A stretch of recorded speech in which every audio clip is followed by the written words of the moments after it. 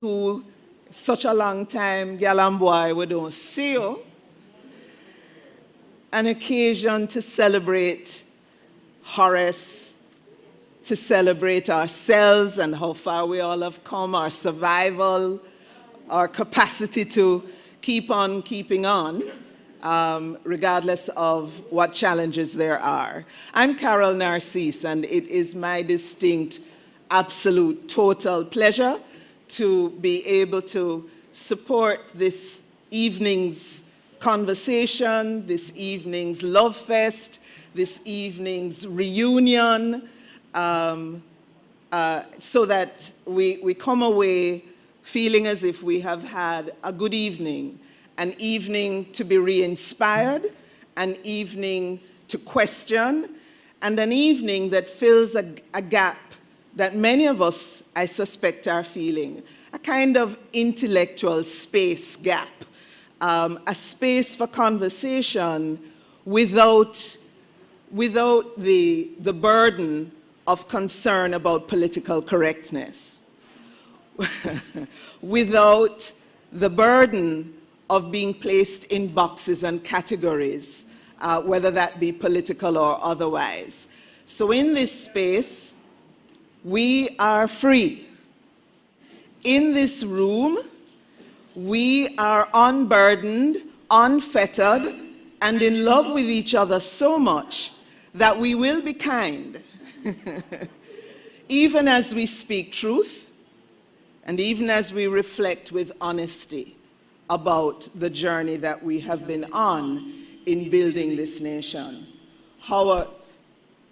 Horace, Bruce, Nadia, and everyone here, and I shall not start to name us individually, but everyone here is someone who has helped to write this story of Jamaica, albeit, as Horace describes, fractured as it is, but we know as well its vibrancy. Every single one of us here loves this country passionately. Every single one of us here wants good for this country. And every single one of us here is flawed, has made errors. There are no angels in this room. So make we just establish that as ground zero, right? So together we are, as flawed as we are, but also as righteous as we have been in our convictions and in our efforts to make a difference. So we're gathered here to celebrate Horace and the launching of his book, Jamaica Fractured Nation, Vibrant People. I welcome each and every one of you to this occasion, and welcome as well those who are with us online, because there are many of our compatriots who are with us online. In this age of COVID, we've been reminded that technology allows us to participate, even if we're not face-to-face. But we are so grateful and thankful for the opportunity to be face-to-face this evening, to be in fellowship, to be in the room together, to touch, to hug, and to meet and greet. We're going to have a conversation which the author, Horace Levy, will begin, and which will have as discussants Howard Mitchell, Bruce Golding, and Nadia Figueroa. As well, we're going to have a conversation that you will be able to participate in. We want it to be rich, we want it to be insightful, we want it to be probing and questioning, and we want and hope that at the end of our exchange this evening, we will have a sense of that question that Horace begins the book with. Horace pulls us in the book by starting off with a question that's on every single one of us, on our minds. Where is Jamaica headed? And the book tries to take us on a journey of where it has come from, the roles that different actors have played, and this evening we want to bend our minds to where it could go, and where it could go with the continued input of each and every one of us in this room. So the program will be Horace, sort of setting the tone and the stage of the conversation, followed by response, elaboration, illumination, and challenge from Bruce Golding, Honorable Bruce Golding, former Prime Minister of Jamaica, Howard Mitchell, former President of the PSOJ, and Nadia Figueroa, a civil society leader and advocate. So let me start by telling you a little bit about the folks who are going to share and speak as a way of beginning to set the stage for what we are going to hear. None needs elaborate and long introduction. But Bruce Golding, and I'm going to start with, in a sense, the who they belong to. Because who we belong to, both in terms of family and also relationships, has so much to do with who we are and who we are becoming, and who we are choosing to be or not to be. So Bruce Golding has a BSc in economics from UA, and he's the son of Tatius Golding and Enid Golding, both teachers but also both stalwarts of the pre- and post-independence era in Jamaica's political journey. His father was elected in 1949 as a member of the House of Representatives for West Central St. Catherine, and retained that seat for 22 years. So it's no coincidence that Bruce would make a career in politics, he being selected as a candidate for West St. Catherine at the age of 21 and becoming the youngest MP in 1972 at age 24. He was a general, so to speak, in the Cold War era of the 1970s. He played his fair share of a role in the garrisonization and the tribalism of the period.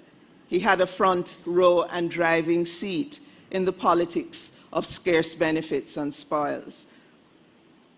But he came to eschew that politics and became instrumental in the turning of the tide against tribal and violent political culture, becoming a vocal advocate in the 1990s, leading him and perhaps odd bedfellows from the Workers' Party of Jamaica and PNP, as well as from the JLP to form the NDM, a party that set out to take us on what they described as a new, different, inclusive, not exclusionary journey. He ultimately made his way back into the JLP on the basis of an MOU in 2002, which set out and asked the JLP to make commitments, for example, to re-examining the issue of separation of powers, to develop practical initiatives to eliminate political tribalism, to re-examine issues of term limits and fixed elections, and so on and so forth. He ultimately went on to become the Prime Minister of Jamaica, the 8th when he became Prime Minister in 2007. But the politics of the past impacted his journey as Prime Minister, some of the decisions that were made, ultimately leading to his resignation. But Bruce Golding has not gone off quietly into the night. He remains a voice of reason in public discourse today, and will no doubt bring that reason to his response to Horace's book. Howard Mitchell, a lawyer by profession, a successful commercial law practice for many years, a demonstrated strong commitment to public service for decades, serving on, by my count, some 15 boards, public, private, academic, civil society, and philanthropic boards. He's immediate past chairman of the Council of the Institute of Jamaica and the Jamaica Accountability Meter portal. Howard has distinguished himself as a skillful negotiator, negotiating mining agreements amongst other things for Jamaica, and most recently, helping to save our lives, negotiating for the vaccines, which are such an indispensable part of Jamaica's fight against and in the COVID pandemic. Howard, as I said, has a trademark for honesty in critiquing the development trajectory and politics of Jamaica. He's quoted in the Gleaner this year as saying, "Our politicians have shifted the focus from people to things, to scoring points on whether Jamaica is developed because it has a new House of Parliament. And I have learned that Parliament can be conducted under a tree." Inequality, he said, is what destroys a society. No society in history lasts long when there is inequality, not only of material things, but inequality of opportunity, race, class, creed, belief. We have to understand that, Howard says. And Nadia, daughter of Marceline and Peter Figueroa, and for those of you who know those two people, you know that she could not escape a life of public service, a life of advocacy, a life of attempting with all her might to make a difference. Nadia has a stellar track record of involvement in civil society. She's currently a board member of the Jamaica Accountability Meter portal. She has served as deputy director of NIA, National Integrity Action. She was on a small team that founded Capri. And upon successful completion of the Jamaica Economy Project that preceded that think tank, has been involved in the Violence Prevention Alliance, and so much more. Nadia serves, as do the rest of the panel, on several organizational boards and institutions. But if you know Nadia, you know her for her incisive mind and her commitment to deep, deep analysis of every minute situation, but in that analysis, bringing clarity to bear. And I have left our author, Horace, for last, but not least. Horace has such a long and glorious and wonderful history of change-making, of creating ways where others didn't see any way, of advocating for groups and individuals that others don't find comfortable advocating for and with. Horace is a former senior lecturer in social work in the Department of Sociology, Psychology, and Social Work at the University of the West Indies. He has for decades been a member of civil society organizations, active in leadership, in scholarship, and in making a difference in several organizations. He's been research fellow in the Center for Public Safety and Justice at the University of the West Indies. We know that amongst his seminal publications is They Cry Respect, Urban Violence and Poverty in Jamaica. Horace began at the Social Action Center. How many people remember Social Action Center? At the Sugar Workers Co-ops.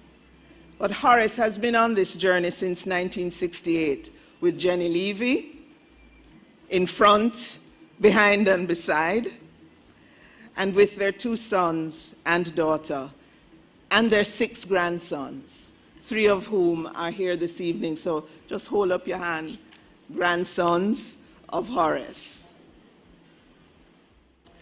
So then, friends, Horace will come and start the ball a-rolling with this conversation on Jamaica, fractured nation, vibrant people, and where we might be headed. Horace?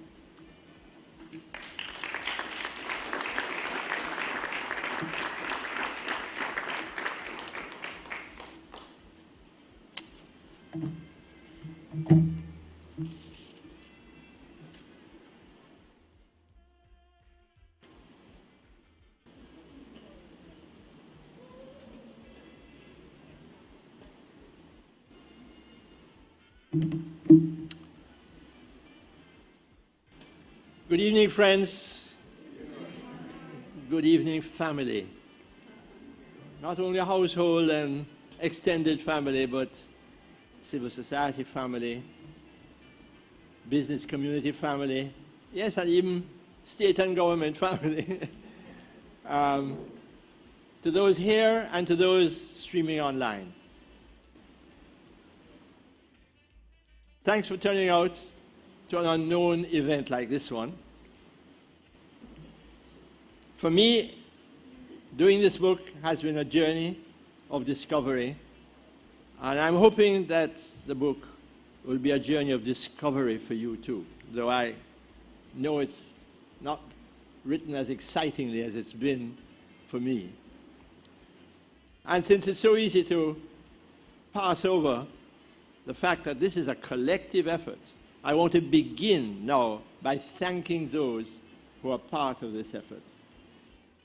I want to start with my thanks to those who had the insight and the belief in me to think that something good could be written, starting with Alexis Goff, son of Sue Goff, and truly a son of Sue Goff, who came up with the most generous offer to help to get it published, and followed by Carl Foyer, who used to be down here in Sugar Worker days and wrote an outstanding book on that exercise and experiment. And finally, John Mafood over there. That's why we're having Jamaican teas here, who has come forward to support this launch. So the publication side, great debt to those three, Alexis, Lex Goff, Carl, and John. And I thank you very, very much.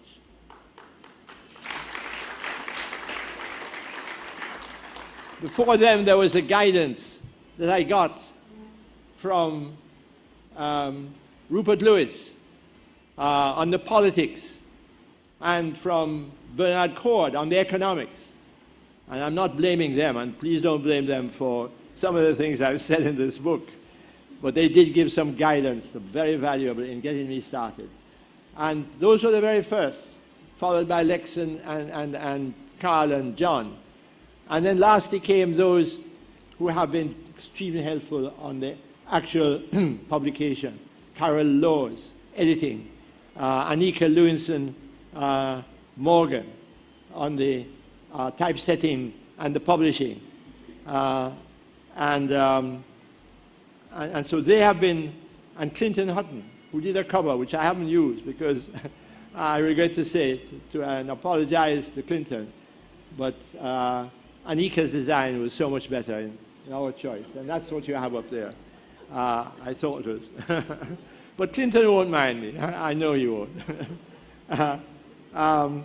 So that was for the production. And then there are many others who have been involved in the launch here. You have my daughter over there, Osali, with the sales, and my son Jason and his wife Shanti, the roving photographers you see, taking shots everywhere, including of you, and so on. And the videographers, the refreshment people, those who have supplied some of the and reduced their prices, like Eileen from NK Wholesalers and so on, has provided some free wines and so on, right? The few that we have. So I want to thank them all. Marlene Street Forest, who at the end of this month is going to have us on a bell-ringing exercise, right? End of this month or early in July. I want to thank her in particular, right? And above them all, right, the super coordinator, the super extraordinary coordinator. You know who I mean? The copious lady around Glynis Salmon. Glynis, where are you? Where are you hiding? Particular thanks to her, and particular thanks to Pauline Samuels, her assistant, who has been following you up with the RSVPs. So, I mean, I take this opportunity to thank you all of you, most sincerely and most gladly. Happy to thank you. You are part of what Barry Chavan said in an autobiographical note to a collection of works on him. You're part of, he called the crew on whose shoulders he was standing. My task now, and for the next 15 minutes, in spite of all the flaws and failings, which I know my panel are going to bring to your attention, is to trace, for you the readers, the direction of this book, its central message, what it's trying to say, to rescue the book from focus on me, and which I have had to resign myself and acknowledge, and I'm grateful for Carol for having been relatively brief. Thank you, Carol. Thank you so much for being in this circle here. And of course, you know, I want to thank particularly the panel, Howard and Bruce and Nadia, for consenting to join this panel. You know, because, you know, those who are specially chosen for their incisiveness, their honesty, they're not going to back away from telling me, look, you're doing a little BS here, let's stop it, right? So, you know, and I expect that, and I'm accepting it. So I try to chase the trajectory of the first century of Jamaica's modern history. I do this to better understand the present and to get a glimpse of what lies in the immediate future, right? So we don't repeat the mistakes. Like the trajectory it's like the trajectory of a hurricane. It just starts with a little warm current of water and a few breezes overhead, right? But what develops is civil society. It's a hurricane, and civil society has been developing like that, very subtly, very quietly. You hardly notice it. So for the first two parts of this book, you're going to see and hear and read a lot about the prime ministers and their doings, and the leaders of the opposition, and so on. Very little about civil society. But look carefully. Look for the asterisks in the summary, which they're going to put on the board, on the screen very shortly, right? And I'm going to follow that summary, right? So you'll read about, in the beginning, the political and economic surroundings of civil society, the doings of the prime ministers and their opposition leaders, right? And when you combine this with the talk about social democracy, some people are going to say, this is just a gimmick for promoting the PNP. It is not. I'm not here to promote any party at all. I haven't been doing this for the last 30 or so more years. I haven't changed my stance at all. I'm promoting civil society. Now, what my intention is may be contradicted by the objective content of the book, I have to admit, right? So you can't blame me for that, clearly. But, you know, at least my intention is not there, right? My subjective intention. I am promoting civil society. I'm not a professional historian. No bristling list of footnotes. My text is too meager for that. I give credit to each of the 9 prime ministers, and I pull out their faults as well, because I think we have to be honest and admit where they have failed as well as where they have succeeded. So, and starting with, I will start with, it's a limited promotion, the role of culture, of Marcus Garvey in culture. Limited because of my own inability to deal with it adequately. But that's the starting place, the cultural dimension, right? Because it's in and with, it's a part of the civil society as I depict civil society. So I start out with Marcus Garvey, proclaiming in the first of his 6, or is it 7 conventions in Harlem, New York, declaring the rights of black people around the world. This is decades ahead of the Universal Declaration of Human Rights. This is Marcus Garvey, a man of tremendous insight. I never knew this until I started to write this book. Rupert Lewis would know it. I don't think he's here, but he's watching online, I'm sure. And it's something I should have learned from him from early. This is the first component of the chart. You see it up there. The first part of this book, right? And I mean, I go on to talk a little bit about civil society, the role of the Rastas, because Marcus Garvey's role was eclipsed for a while by the labor rebellion in the 1930s. He got pushed off the stage. It took the Rastas coming on the scene from 1930 going on, Rastafarians, to rescue Garvey and to give him the prominence that he deserved. And then he got more of it through the music of Bob Marley and the other leaders of that, songsters of that period. Right? This is the first component of this chart, right? On the screens ahead of you. Right? There are 8 others. 8 others. Sounds terrifyingly like a lecture, doesn't it? Sorry. It's 9 in all, 9 points that are going to be touched on in the 3 screens that are going up there. You see the first one up there already. And so I'm talking to the different points as we go down that screen, which you can see it up there. Right? The second after Garvey is the unifying element of democracy and statehood. This is a huge achievement of Norman Washington Manley, NW, and Alexander Bustamante, right? A tremendous achievement. I don't know how many of us realize it's the thing that holds the country together. It has a unifying power.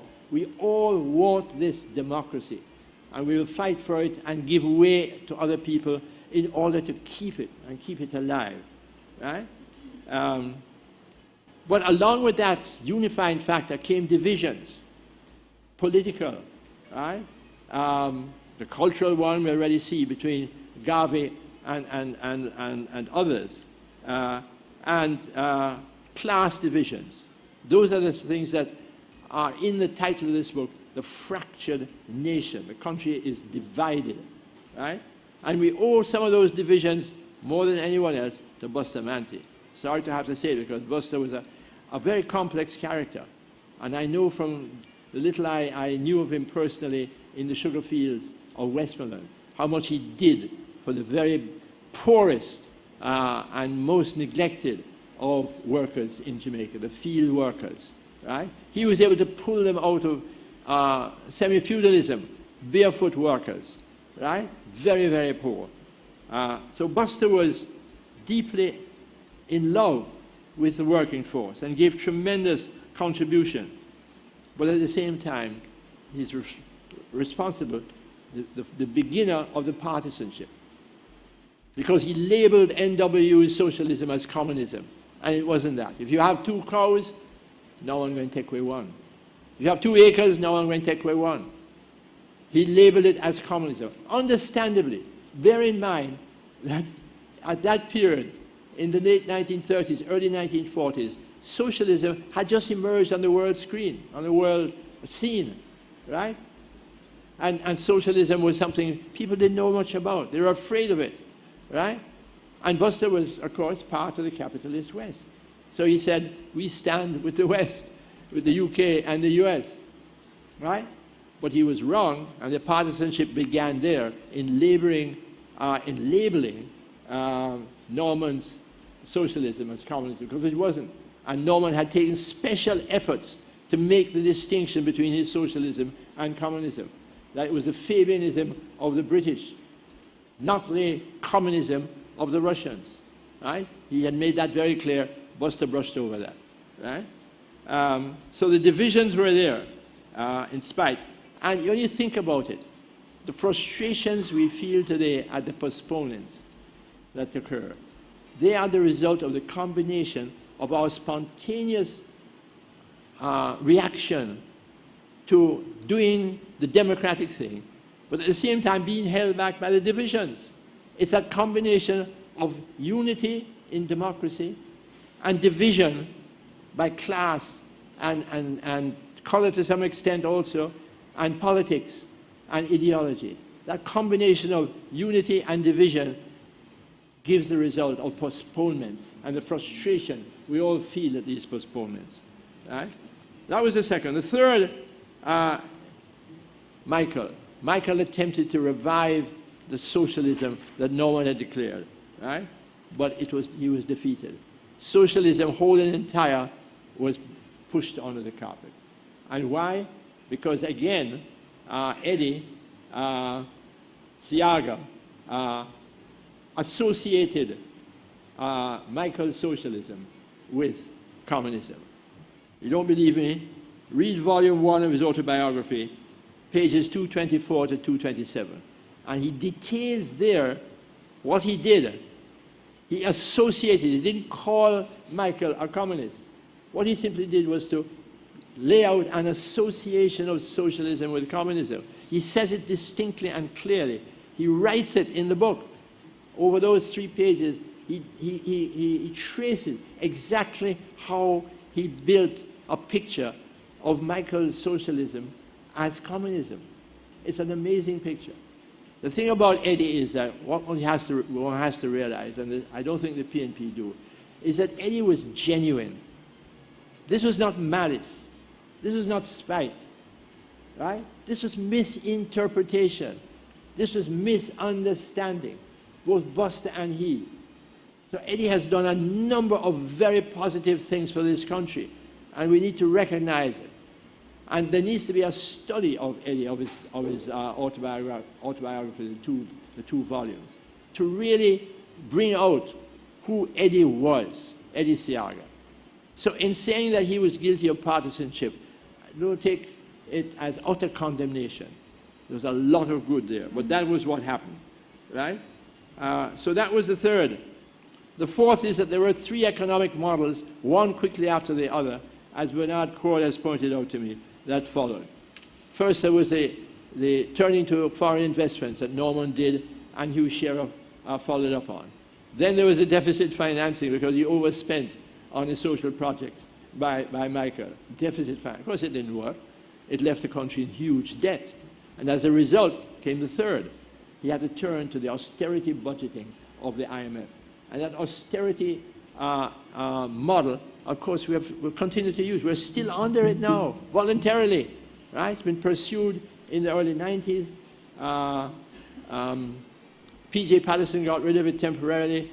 It came back again in the 70s.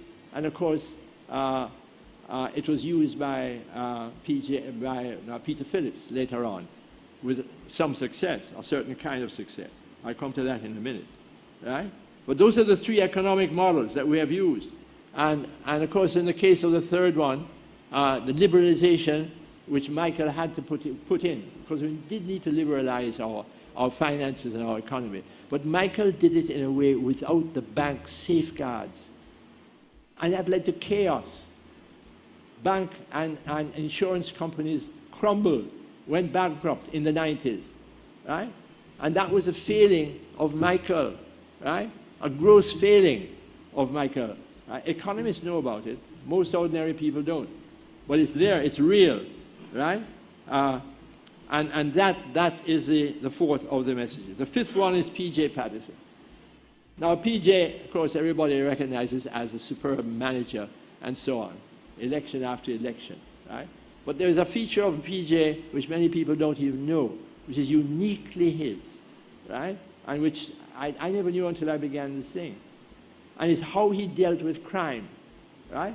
He didn't just react to the crime, which was very real, which Michael had reacted to by gun court and so on, and the particular act which had to be revoked in the 90s. What PJ did was to invite academia and civil society to come forward and advise him. He set up the Wolf Commission. He set up 2 other national committees. And all three of those bodies came down on one solution, two solutions, sorry, to the problem. One was to build up the communities. Make the depressed communities, deprived communities live. Give them resources. Bring them alive. That was one. The other one was reform the police. PJ latched onto those two things.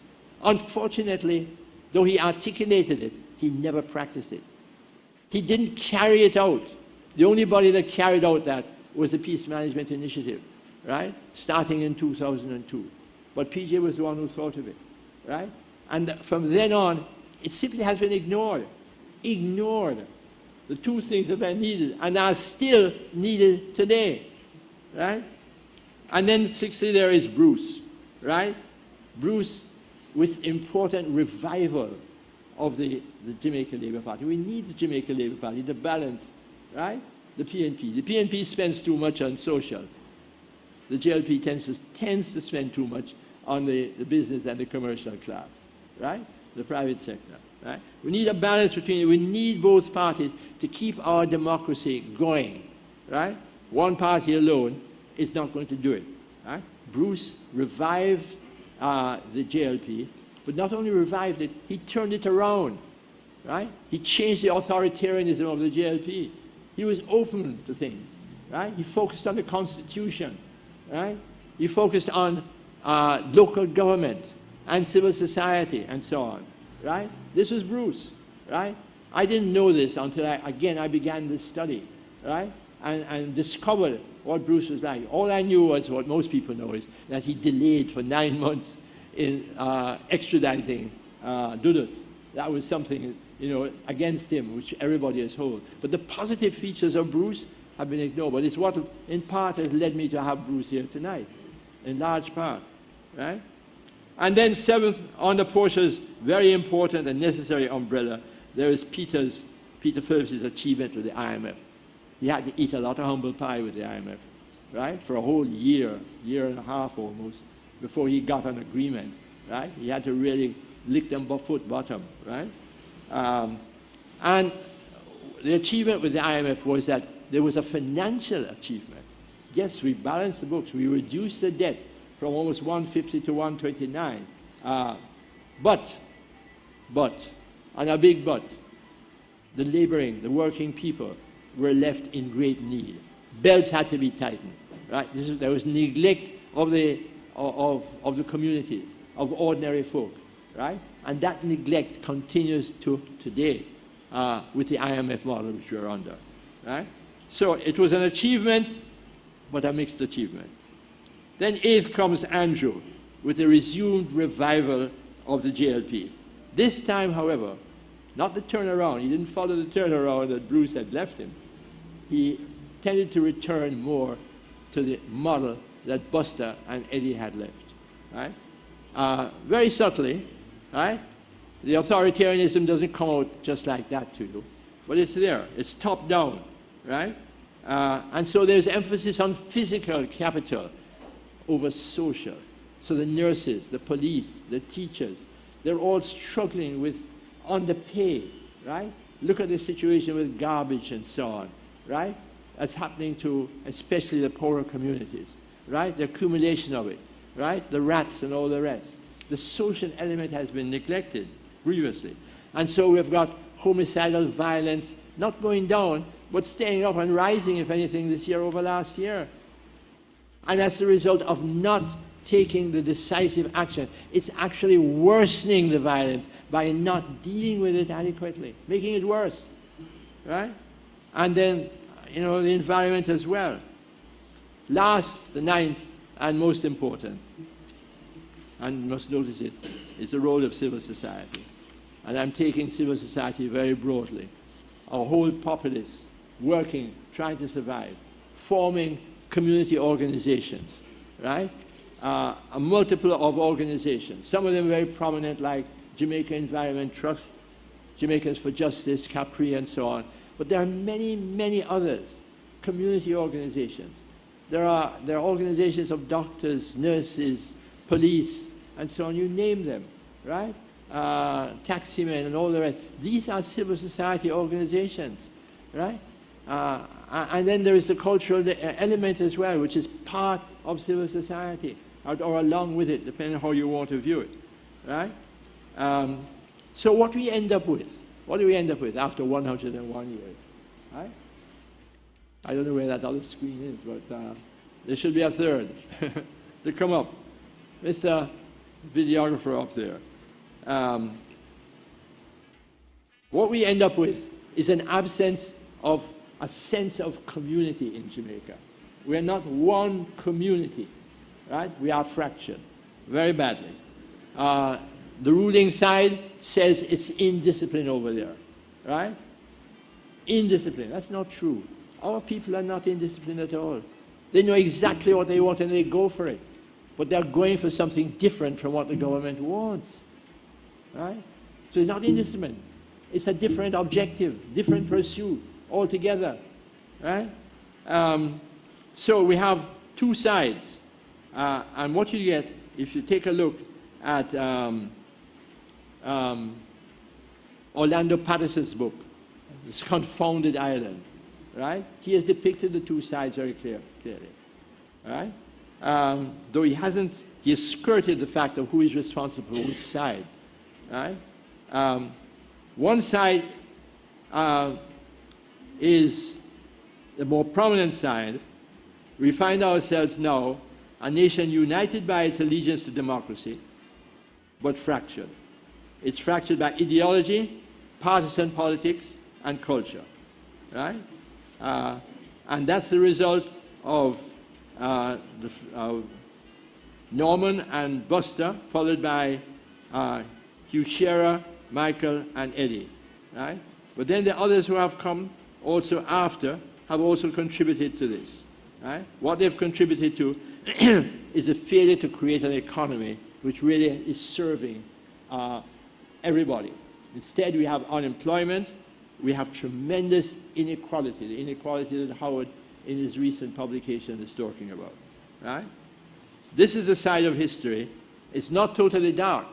We have an outstanding health service, an outstanding judiciary, outstanding and very progressive media, and freedom of the press.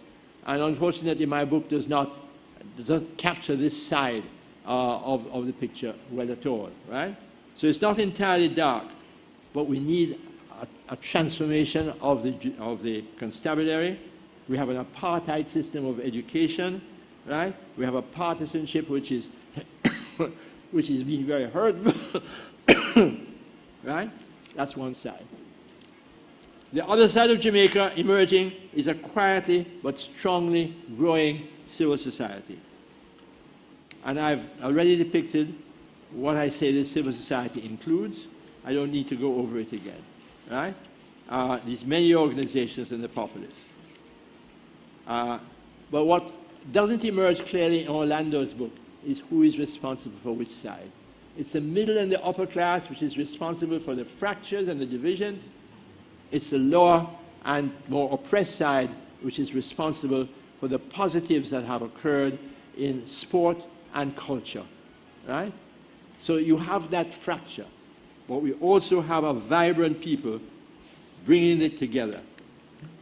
Now, my conclusion, of course, you may or may not agree with me, is that we can't rely on the political parties to do it. We have to turn to civil society, right? It's not that civil society is a set of angels, as Carol has shown. Far from it. Civil society is itself divided. You just have to look at the different church reactions to abortion, for example, to see. Here's Peter taking one position, here's me taking a different position, and Joan and several other sisters here, right? So, you know, there's this division in civil society as well. But the fact is that the potential for unity is there, and civil society has networked at times. And this is what we have to do more of. So my narrative ends with some sharp criticism of the holiness regime. Right? He was invited here this evening. I got an answer back saying he's traveling. He actually arrives back today, according to what the news are saying. He could not be here if he had even wanted to. Right? So the drift of my book is not to come down on either side, but is to urge on civil society the task of bridging the divide. We cannot get full-scale socialism now, though that is my objective, right? We have to have it, right? Capitalism is on its way out, right? There's enormous writing about capitalism. I got my hands just recently on a book, After Capitalism. There's a lot of literature in academic circles on the end of capitalism, right? But the framework is still capitalism. And socialism, the world is not ready yet for a whole-scale socialism. It's happening in pockets. If you take a look at something like 1 out of every 6 or 7 people in this world is a member of a cooperative, because the cooperatives are the route, right, to socialism, right? Thousands of cooperatives in Italy, in the United States, billions of dollars, something like $3 trillion are generated by cooperatives around the world annually, right? So socialism is not a hairy-fairy thing, by any means, right? It's depicted and the outlines of it are clear. But to bring it about is another matter. It's taking time. So my book ends by saying the halfway house for us right now is not democratic socialism, but social democracy. The halfway house that you see in Scandinavian countries, right? We have the cry for justice and democracy here, for equality, right, which is at the base of social democracy, right? We have that here in Jamaica already. Let's build on it. Let's see if we can move the needle from the two extremes into the middle between these two parties. This is the task I put before civil society. I thank you for being here. My only other task is to urge you to buy it and to push beyond the covers and to take some action on it. Thank you all.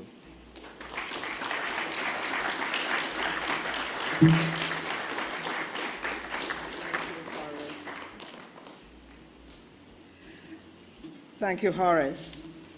So, what is the future that we envision, and what potential is there for our participation in co-creating that future? What is the narrative that we're taking with us into the future? And how present is the essence of what Jamaicanness is about? How present is that in the narrative that we're taking into the future? And what is that essence of our Jamaicanness, that quality of who we are as a people, and how we express ourselves, our being, our holding of space? What does it look like? What does it feel like? And where is it in the national discourse about leadership and the centrality of our people to leadership, self-leadership, and national leadership? Horace says social democracy, but he also reflects on Garvey, who brings racial, cultural, socio-political, economic, and Pan-African sensibilities to bear on crafting a way forward. So this conversation is going to get exciting as we call upon the discussants to Horace's presentation just now. And we start in the order that is on the program. So, Bruce Golding, former Prime Minister, a man who has thought a lot about these issues, a man who has had his own varied roles to play, shall begin the response.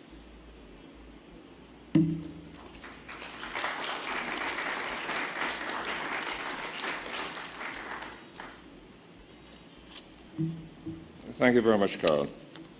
Let me first of all commend Horace on his effort in putting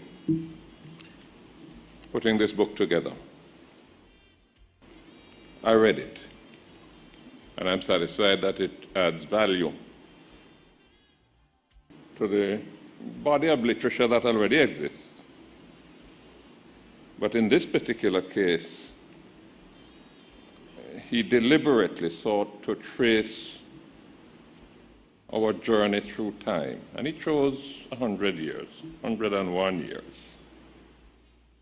And he seeks to offer some contextual understanding of where we are and how we got here. His is not so much a historical narrative. Rather, he focuses on the points along that journey where we made turns or where we failed to make turns. And he offers an analysis as to why, and he offers us as well an interpretation as to the effect that that has had on the rest of the journey and where it has placed us today. I noticed some factual inaccuracies. Example, the number of murders in that heinous year of 1980 that he attributes to political violence. His reference to the debt exchanges as haircuts, when haircuts really mean a reduction of your principal, which both exchanges were very scrupulous to avoid. I was disappointed as well that while he correctly placed blame for political violence on both the JLP and the PNP, he sought to portray the JLP as the aggressors and the PNP as the defenders.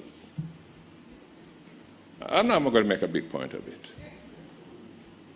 But if you look carefully, the cleansing, political cleansing, that took place in South and Southwest St. Andrew in the 1970s, where thousands of JLP supporters were forced to flee and take refuge in Spanish Town, in Maypen. Constituencies like those held by Mike Henry, Babsy Grange, Andrew Wheatley, with unassailable JLP majorities. They will perhaps claim that it is because of their hard work. Nothing of the sort. It's just that the ranks of the JLP in those areas were swelled by the influx of refugees back in the 1970s. But these inaccuracies, where they appear, and they're not many, they do not detract from the essential points that Horace has sought to make. I want to commend him as well on what was clearly, and it came out in his remarks a short while ago, a conscientious effort that he made to be fair and to be objective.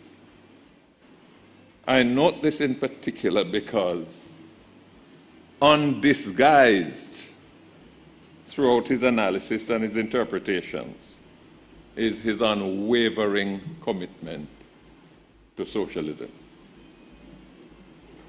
He leaves no ambiguity in your mind as to where his political philosophy lies. And therefore, I don't think there's anybody in this audience that will find it surprising that I find myself disagreeing with some of his assumptions and some of his conclusions. But I understand the prism through which they are derived. I want to make a couple of observations because I think it goes to the kind of understanding we are trying to get as to what happened, particularly, I would say, over the last 40 years. Horace is critical of Michael Manley's reformist approach. His word. And I want to quote him. They, and he was referring to Michael Manley and the PNP, they did not move enterprise control from employer to employee. I tried to see if I could wrap my head around that. Employees controlling enterprises. That has a whole profound set of implications. He didn't really help us to understand where the capital was going to come from, but again, it reflects his own ideological approach. He says, Michael Manley spoke too early of taking the commanding heights of the country's productive resources. Not that he spoke out of turn, spoke too early. Again, a clear indication as to what Horace feels was the direction in which we should go. And then towards the end of the book, and he referred to it a while ago, he says, it is social democracy I'm urging, the halfway house between democratic socialism and capitalism, until the country and much of the rest of the world is ready to bring the latter, capitalism, to an end. I think both he and I will be long gone by then. But his steadfastness is unmistakable. I want to dwell on this a little bit. He speaks of the unresolved issue of socialism, and he bemoans what he considers to be Michael Manley's abandonment of it and the current PNP's apprehensiveness in re-embracing it. Some may say that he's flogging a dead horse. I choose instead to suggest, and I say so very sincerely, that a distinction needs to be made between political systems and policies.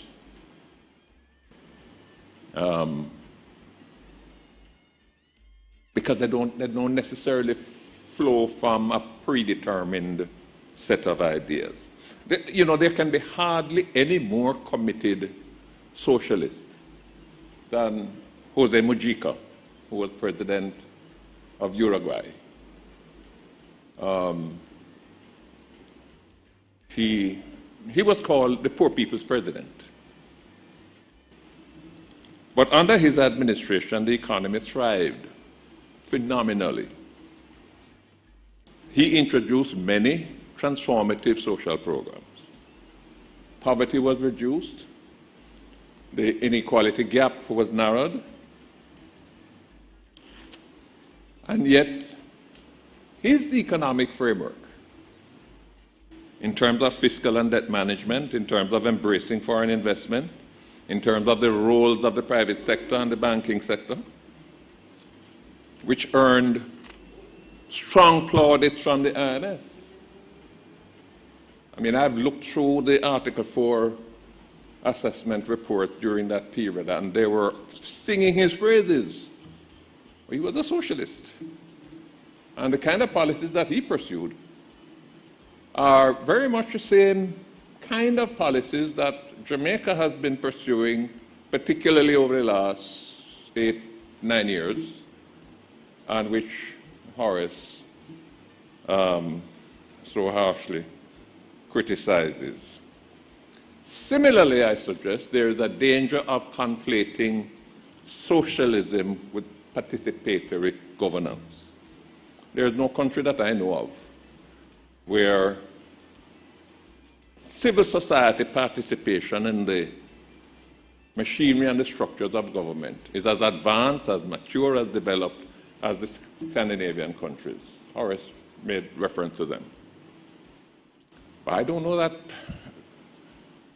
the government of Norway or Denmark or Sweden would fit Horace's definition of socialism. They don't look socialist to me at all. So I think we've run into a problem where we suggest that in order for you to embrace participatory government, that has to spring from the fountain of socialism, because I don't think that that necessarily is the case. There's an assertion that he makes, and again he referred to it when he gave his remarks, as indeed have many historians and political analysts, which is that the split between Manley and Buster in the early 40s had the effect of thwarting the national movement. The same has been said of the split between Cheddi Jagan and Fort Burnham in Guyana. I have no doubt that that separation would have disturbed the focus, but I don't necessarily accept that that undermined the national movement. I think if we look carefully, we're going to see that there are some things that that national movement needed that were not there. So that one of the reasons why I'm concerned about it, is that I have difficulty accepting that a national movement, a kind of sense of community, people having a clear understanding of what we're doing and where we're going. I've said, if you have heard me speak publicly before, you may have heard me say it. If you were to assemble 100 people in a room and give each of them a sheet of paper and say, write out for me, what do you understand to be Jamaica's goals? What is it that we, the Jamaican people, want? You get a whole heap of different answers, and you'll get back a whole heap of blank sheets of paper. So I take his point, but I have difficulty accepting that in order for you to have a common sense of purpose, in order for you to be able to energize and mobilize people towards a clear, shared set of goals, you have to have a monolithic polity. Because the danger in that is that that is antithetical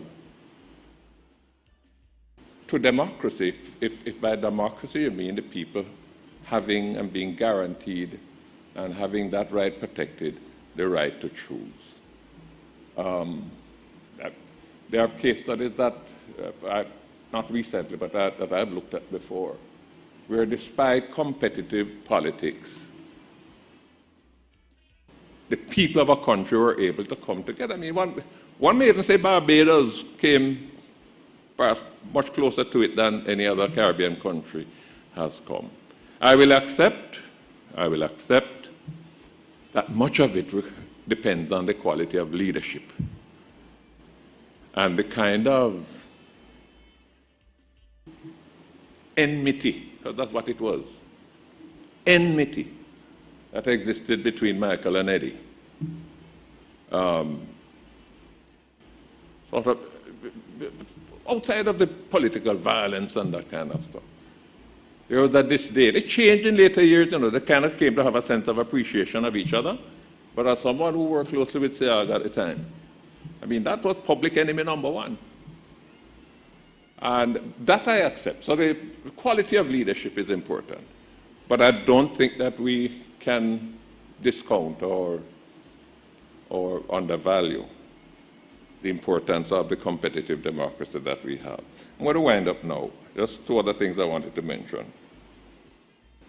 Horace places great importance, and he's correct, on the emergence and the role of civil society. And he pins a lot of his hopes for the direction in which he hopes to see the country go on the role that they would play. I support him in that. I do feel, however, that we need to have a conversation. I tried to provoke it in an article I published in the papers a couple of years ago. We need to have a conversation about how civil society is to interface with government, and very importantly, something that I don't hear anybody talk about, how you're going to safeguard civil society from becoming hostages to particular vested interests. And it is something that I think we ought to do, ought to take seriously. But despite my criticism, I welcome Horace's contribution to the narrative of our political journey. You know he would not have invited me to co-sign the authorship of it. What I genuinely appreciate is inviting me to share my own thoughts and my own observations. He's someone for whom I have a great deal of personal regard and respect. And I hope, no problem, people ask me, why you're not writing your memoirs? And I keep asking, who's going to read it? We don't read. We just don't read. So many of us who go to book launches, we get the autographed book. And as soon as we go home, we put it on the bookshelf. But I hope that people are going to read this. Not necessarily to agree with what he says, but it is important to understand that particular perspective and maybe to test it with other accounts that have been given. Because that is what is going to help us to understand where we are, how we got here, and even more important, where do we want to go and how we're going to get there. Thank you very much.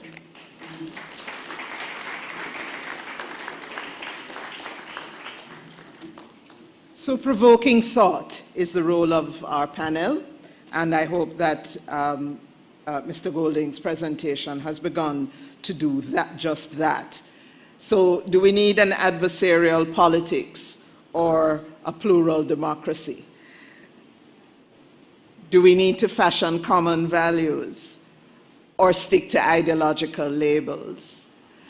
Those are some of the issues that I've made little notes in my column as I listened to Bruce. So then, Howard Mitchell, what say you?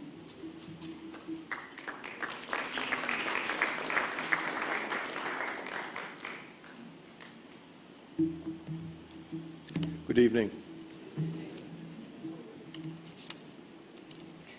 I find myself wondering how I got here and why Horace put me here. Because between these two, I feel like Shrimpy Clark on a boxing card with Muhammad Ali and George Foreman. So I want to put things in that context. All right? I am here merely for contrast. I'm going to take issue. I'm going to try and find a way to take issue with both Horace and Bruce. With Bruce, on the issue of political violence and who started it, let me just say that the victim never cares who started it. And we have been taking licks from both sides for 60 years. So Horace was maybe inaccurate, but the issue remains that it is the political parties that continue to provide the agenda for much of the violence. I want to take issue with Horace that capitalism is dead or dying. I would like to feel Horace from my perspective on what I have seen about stakeholder capitalism, about the various, some of what Bruce spoke about in the Scandinavian countries, that capitalism has morphed and is morphing and is changing in a way that some of the socialism that is spoken about cannot change. too rigid. And because it is too rigid, it will not survive. So I want to just set that as my little perspective on those 2 points. Now the book, well, it surprises me that somebody as passionate and as compassionate as Horace can write with such objectivity, in most cases, about the historical points that he has chosen to highlight. And I congratulate him for that. The book sets the platform of truth for a number of conclusions and hopefully for some understandings that will help to answer the question that Horace asked, which is, where is Jamaica heading? And the book allows non-intellectuals like me to perhaps understand how political parties unintentionally, we may argue, some of us may say intentionally, have created a statist environment in this country, a dependency on the state, on the workings of the state for everything to happen. And that statist environment is antithetical to the possibility of building a functional society. Now, part of it is a failure, it's our failure. Some of what Bruce spoke about. We are too disputatious. We cannot even come together on common sense, basic points, but the parties take advantage of that. And I am sorry, I confess my bias. I think that our politics has overtaken all of the oxygen in the room that is Jamaica. I think that our political parties occupy too much space, undermine our institutions, and have replaced those institutions with an official system of handouts and patronage while we preach about balancing lives and about prosperity. So I say this, and I'm confessing my, what you were saying, what you spoke about, failures, yes, and my failure. I have failed to engender in my colleagues a sense that there is a path for us which includes the political equation, but is not all about the political equation. We do not have to do everything through a politician. And in the process, we have allowed the parties to construct their own version of our country. So the Jamaica Labour Party built its voting base on peasantry support and worker endorsement, but it has a structure that is classist, elitist, and where money is made by us privileged chosen ones, while the rest of the society can remain hewers of wood and drawers of water in the metaphorical sense, keystroking data and serving water to tourists, are engaged, and here I'm going to offend John Mafood, where is he? Engaged in what we call manufacturing. Fortunately, he's on the phone. Engaged in what we call manufacturing, but which is really goods assembly. So that's going on.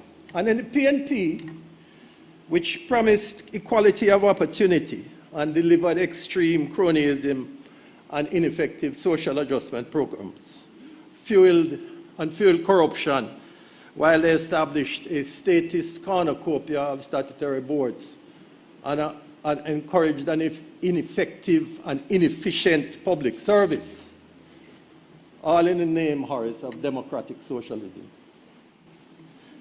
So,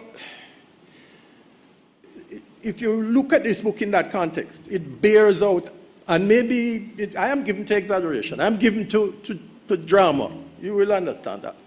Right, you especially. But the kernel of truth is that we have allowed the political parties, we have allowed politics to consume too much of our society. And it is time for us to find a way to push back, press back a little. For instance, the book sets out the roots of the tribal wars which consumed us in the 70s. And again, whoever started it really doesn't matter to me. Okay? And if it were not for those two enemies, if they had not returned to moments of sanity, I am not sure that Jamaica would exist in any coherent fashion. But there's fortunately a realization that they have gone too far. And that war that was started has matured into an underground conflict, which owes its familiarity with weapons of death to those early years. Those origins are undeniable and are placed squarely at the feet of the parties. And they form part of the basis for my conviction that unless we look at our political system in broad and face the defects in it, which include the conundrum of how to include civil society and how to allow a participatory role at the table without changing the whole nature of how we consider democracy and the whole business of election. A politician who I shall not name, because he'd probably hunt me down and kill me, once said to me, the people of Jamaica elected me to rule. Right? So I don't know what you're talking about with this leadership thing. No, we get carried away sometimes and believe that we are responsible for everything and everybody. And the whole nature of this quasi-independence that we are talking about here is that we should each be responsible for our own destiny and be responsible for our country. Now, a lot of that has to do with maturity, and we are only 60 years old. And a lot of that has to do with the failings of our education system. Bruce alluded to Barbados as perhaps having come closest to the question of participatory government or governance. And I put it to you that maybe that has to do with Barbados' education system and the quality of it. Maybe not. But the fact is that the statist society that we have built is inadequate to manage our needs. It's the politician now cannot manage us. And by its structure, it stifles initiative, it represses entrepreneurship, it undermines positive value system, and it allows for no alternative or little alternative contribution by the community of citizens to social development. Now, Norman Manley saw the need to build the weak middle class. And he started towards that with the thing in Poros and cooperatives and a kind of values and attitudes program before the values and attitudes program. But Michael couldn't wait. And in his rush to do the social leveling or the correction of the inequality, he sent that nascent middle class back into Canada and elsewhere. So that is what comes out to me in Horace's book, those kinds of things. And I don't want to just pick out all of the defects because the politics has been good to us in many ways. Once we accept that there are so many failures among our leadership, and if we had better leaders, we would have better politics. Politics has been good for us, and democracy has been good for us. So the problem now is you have a government that has, in large part, stuck close to its original founding orientation of trickle-down economics. But anyway, the JLP has a philosophy somewhere. But the PNP the PNP, somewhere in the 90s, lost their philosophy entirely and can't find it back. So you have you've created a structure which is solely dependent on politics. But the political instruments are failing. The political instruments are weak, incompetent, incapacitated, and we, the citizens of Jamaica, are bounced around from one political context to the other, with politics without policies. Lip service to the notion of national partnership and community, while the focus of leadership is to win more seats and more power. So I don't know, I can't, it's difficult for me to respond to Horace's question about, the Quo Vadis Jamaica question. But what I can say is that until we find a way to balance, until we can balance the thing, we are not likely to change the statist nature of the construct that we live in. It will continue to fail to deliver. Now, Horace said we have a wonderful health system. When fish come from river bottom, and tell you, say, alligator down there. Believe him. I just come out of that process. This health system is broken. It has good people, but they're under-resourced. The last hospital we built in Jamaica was 30-something years ago. And I can go right across the board with it. Education, right? And you need to understand that the world has changed, that countries like Jamaica not only need good leadership, which we don't often have, but we need to have policies that are inclusive because we don't have resources to waste. We're not the United States of America, right, that can throw money at a problem, even though they have issues with poverty too, and they have issues with broken systems, but they can cover it over with money. We can't. So that I'm saying that we need the leadership. We need to find a leader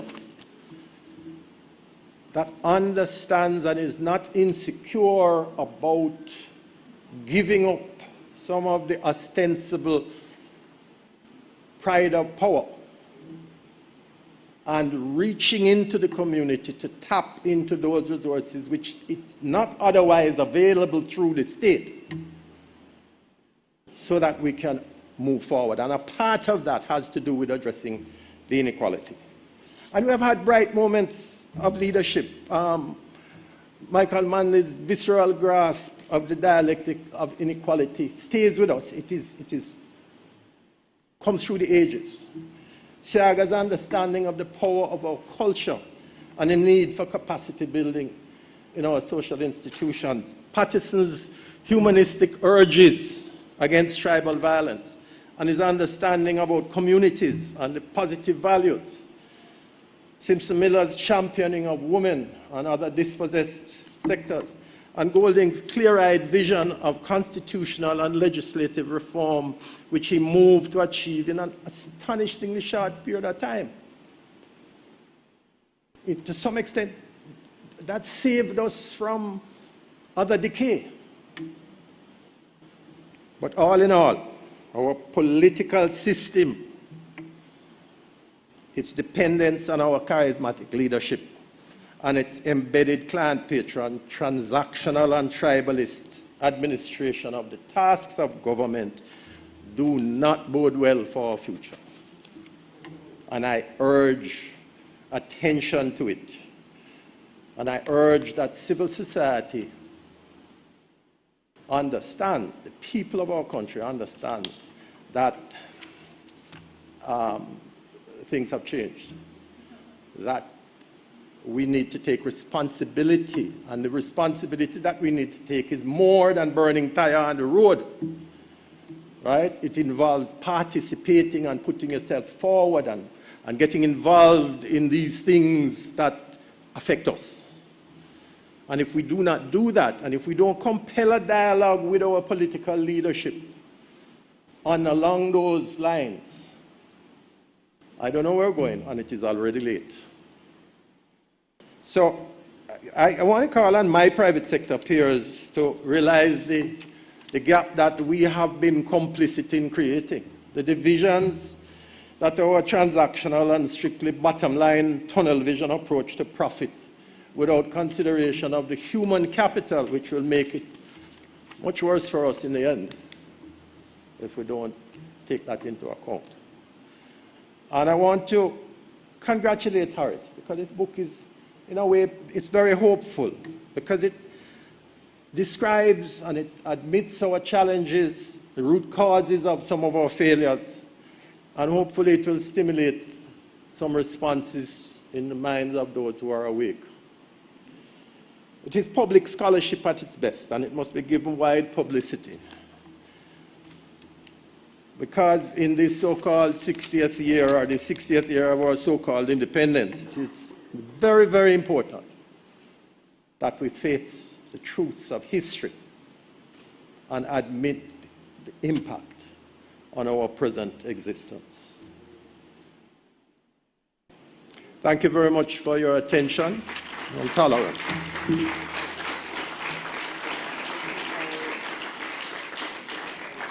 Thank you so much, Howard Mitchell. So I feel like asking on behalf of Etana, where the wrong address people them there in this conversation, and the rural people of this country, how to diversify the occupation of space and leadership comes from the two presentations that we've heard so far. How do we concede space to the wrong address folk, to the rural folk, whose imagination and efforts are what define so-called brand Jamaica. So, do the under 40s of Jamaica, are they advanced? Are they ahead of us in imagining the future? What does it consist of? What are they thinking about? Well, Nadia does not represent all of them, but she certainly is an indication of that demographic. So, Nadia.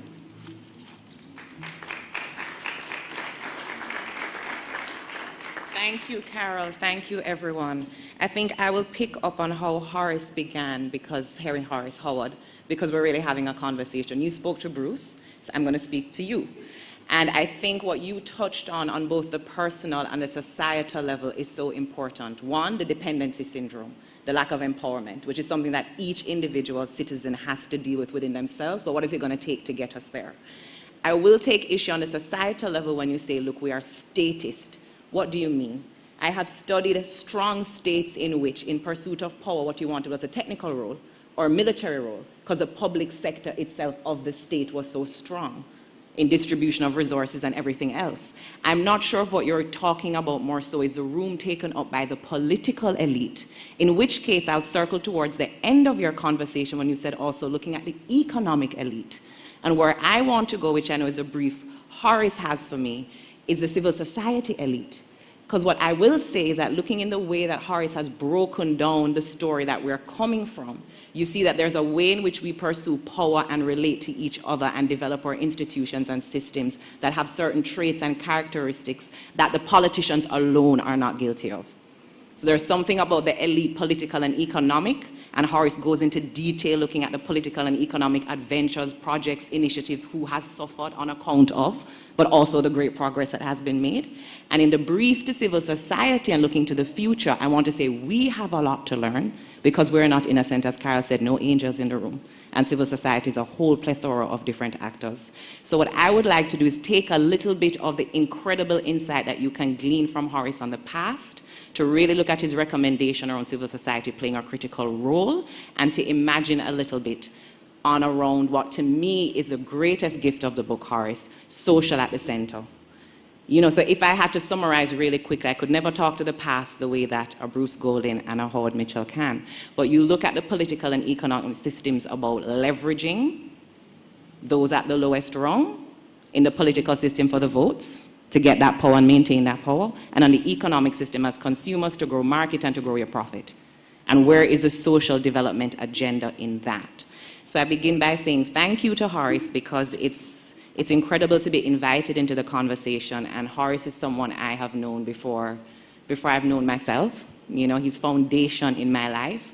And there's so many things I could say, but what I would choose to say in speaking of him, the person, the human being, is that it's extremely rare to find someone who the way they think, the way they feel, how they show up in the world, what they're willing to stay and stand by, there's very little distance between all those things. If Horace feel it and say it, he's reflected on it, he's lived it, he's going to share it, he's going to speak it, he's going to fight on behalf of it, he's going to take licks for it. And you would imagine he would slow down, but I feel as though in my most recent return, I've seen even more of a fervor and an intensity, which I think is really around the urgency of some of the matters that Horace is speaking to. So thank you so much, Horace. And really quickly, what came to me was to, in some ways, articulate the pressing questions that I thought Horace's work did such a brilliant job of bringing forward, that we don't always just, hit flat on. So 2 assertions that he makes, and I'm just wondering, do we agree? To what extent do we agree? The first one, Jamaica was never unified as a nation. Other discussants have spoken to this, but there have been attempts at national movements that were thwarted for different motivations, and it can be argued to what extent were they thwarted, were there other necessary conditions there. But do we agree with Horace's assertion that on a whole, our nation has never really been unified? We don't share a vision and a set of values that we've been able to hold as a compass. Do we agree or disagree? I found really fascinating towards the end of Horace's book, in which he was speaking to our current and sitting Prime Minister directly. He gives an assertion around the characterization of the Jamaican people. He says, look, at foundation, we are about resistance. Now, I think the historians and the humanists would have a whole field day about where that has come from. That at core, we resist. And he speaks then about the kind of trust and respect that has to be engendered if you're trying to move the Jamaican people. So it could be NIDS, it could be vaccinations, it could be empowerment out of poverty. You're dealing with a reflex of resistance because life has been hard and the history has been traumatic. What does that then mean about how we chart our way forward? The other thing that he speaks as far as the characterization of Jamaican people, and we see this strength all the way up to leadership, is our intent around justice. Every Jamaican have an articulation of justice that is core to them, and you're going to hear about it. What I felt very much in Horace's work was, can we expand a sense of justice beyond me and mine? Beyond the individual who is married in scarcity, beyond the party that really believes they have the best way and intend to get into power and stay in power to maintain that way, beyond the business person who's really fighting uphill to keep an inventory and to pay and to... But can we come out of our more narrow, sectoral, corporate, partisan interest to really have a passion for justice beyond whoever we define as ours within any particular moment? But I felt there that Horace put together an assertion of almost a character of kind of the Jamaican personality. Do we agree or do we disagree? The resistance one really struck home for me. Third point, what are some of the standout lessons in looking back at our history?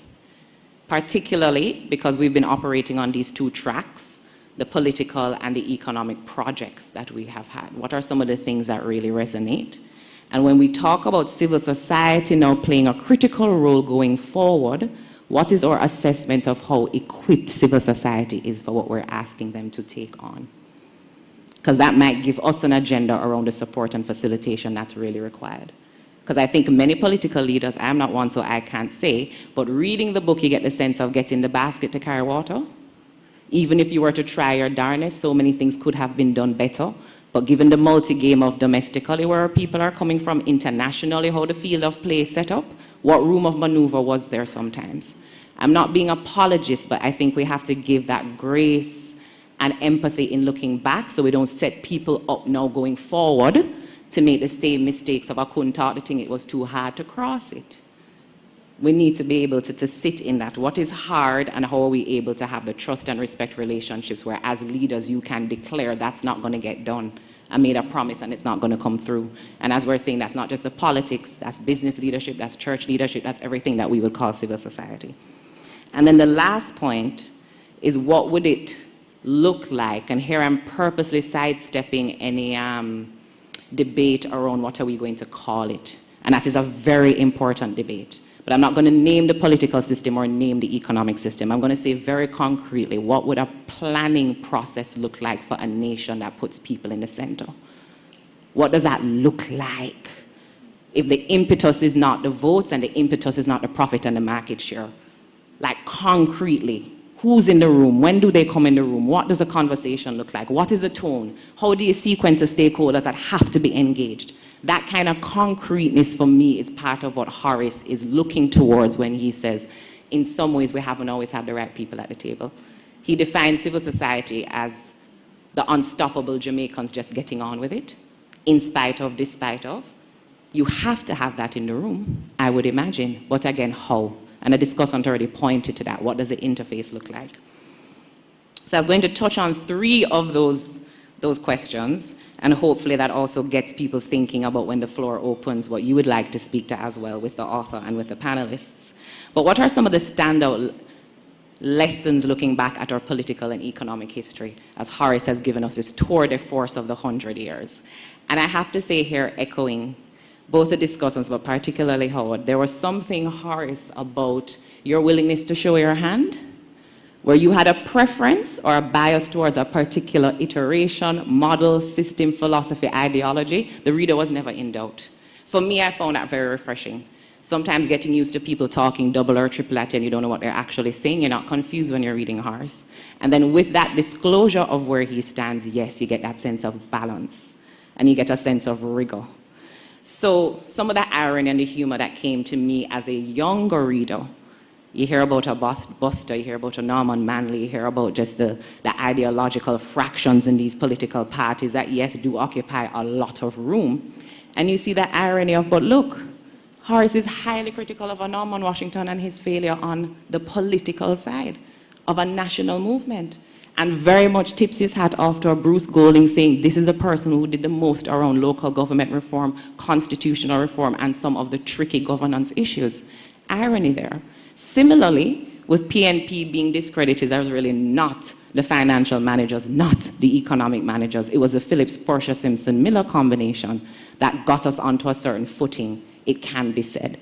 So for me there is a level of willingness to go into the detail and rigor with the story, and very importantly, disclosure of his own subjectivity, that if you're into the story of what happened, how it happened, why, you're going to get a lot of content to go far deeper with than you usually get to go deeper with. The other thing I would say is that you would have had to have read 6 books to get the portrayal of the leaders in the way that Horace is giving it.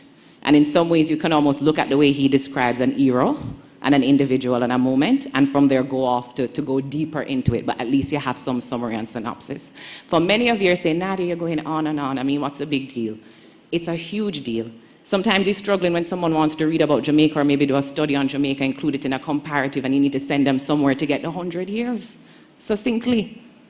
And you don't always have that. No, we have a version of that. So Horace, thank you. More so substantively, what are some of the takeaways?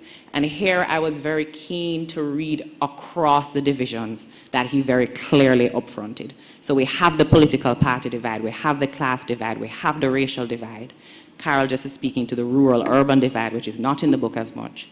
What do we take across all of that? And I think it comes back to the way in which he begins to typify the Jamaican personality. And I'm not going to say political process, pursuit of power process.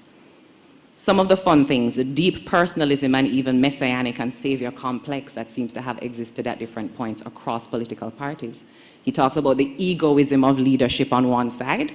I'm purposely not going to name names. But then on the other side, he talks about the elitism and intellectual vanguard who feels they must speak on behalf of. And both of those having a similar takeaway of maternalistic, paternalistic the patronage game where you, the person now, are not necessarily empowered to come up with your own way. You're looking for a patron. More than a patron, you're looking for a savior. Sometimes you're looking for a messiah to save you. And some would say that's politics of a particular time. I would say that is an ethic that in some ways is stranded through way beyond. There are many young people who have never voted, and they're out there looking for the next thing to save them. Might be a scheme or a scam, and not a politician in this case. Might be the interconnection. Right? So that is a truth that came out in the historiography that really felt powerful to me. There were two things here that I yearned to have further analysis of. Yes, Carol, you can smile. Nadia want more analysis. One was the international. There wasn't any topic that was touched on in which you didn't see that whomever the players were, they were in a double-level game. So maybe they're looking to maintain political power here, maybe they're looking at another economic model, but it's not just the domestic horizon, there are international factors that are very much impacting. And I feel we can't go forward without being really honest about that and what that means for leadership. I think the other bit that comes across so strongly, but then in pockets, and you want to bring them together and really hold it as a thing of its own, is that so many things that seem to have worked or that we are known for, recognized for, and actually transact on in a global economy are those cultural things. There are things of the Afro-Jamaican. There are things of what Barry Chavans would call the Afro-Caribbean mind space. But that hasn't necessarily then encouraged us to indigenize models of politics and economics. And here again, I'm going to have to agree with the are we sure at the end of capitalism? Not sure. Some optimistic talk about different stages of capitalism and where are we in that. I like the way Horace talks about mixed economies, that we've always had to bob and weave, again, being in the armpit of America and being a pawn in many games much bigger than ourselves. But with that awareness, are we bobbing and weaving and taking the better of different systems that are on the go? There are many countries that have taken that kind of model. It takes astute leadership in the diplomatic relationships out there, but it also takes clarity in your communication with what's going on the ground here. In all of that, I felt that we heard about the sports, we heard about the reggae, we heard about Rasta, these things that have been very successful in the exportation of not just brand Jamaica, but the best of our people. But have we been able to take those lessons from some of the cultural things that have worked to really get more creative about our systems on the political and the economic side? So those were just some insights from the in-depth, rigorous kind of story that Horace gave us on the 100 years. This now, the brief to civil society. Part of what came to mind is the way in which we do the separation between the politics and the economics. And now we're saying, and come in third sector civil society. You know, down with the political elite, down with the business elite, we feel civil society can do it for us. And I know that's not what you're saying, Horace. I'm putting up a little bit of a straw man just to really emphasize that it's always in combination. And there are some of the pitfalls that leadership in other sectors has experienced that I think civil society has to do what is not usually done and reflect on how it does not repeat some of those mistakes. How is it not elitist? How is it is not about the ego or the personality of particular individuals? Or how does it lead the field in moving beyond those characteristics of Jamaican leadership, which we have seen across the board? How is it going to go beyond a dangerous dependence on overseas resourcing and overseas models? So all of these things that we've asked of political parties, I think we have to be cognizant that when we're looking at civil society and its role at the table, part of the big ask, and Horace talks about the data that civil society brings, a rigor around analysis, oftentimes willing to do the comparative research, you know, very much taking on the issues that are not being taken on because they're not expedient. That is very important, the what of what you're doing. But I think the how, we're now looking to civil society to, in a sense, elevate a discourse, which often has become too divisive, to be as focused on the issue as they are in the discourse and how it is taking place, to engender trust and respect where it has not been there, to be honest about the racial and class differences where often we prefer to make that invisible. That is what we're asking civil society to lead on, or to offer insights on that have not necessarily always been brought into the core. The final thing I'd want us to look at is in trying to concretize, and I think this is where the readers and the audience come into relationship with the author. The author has a vision. To what extent do we buy into it? I'm very compelled by it.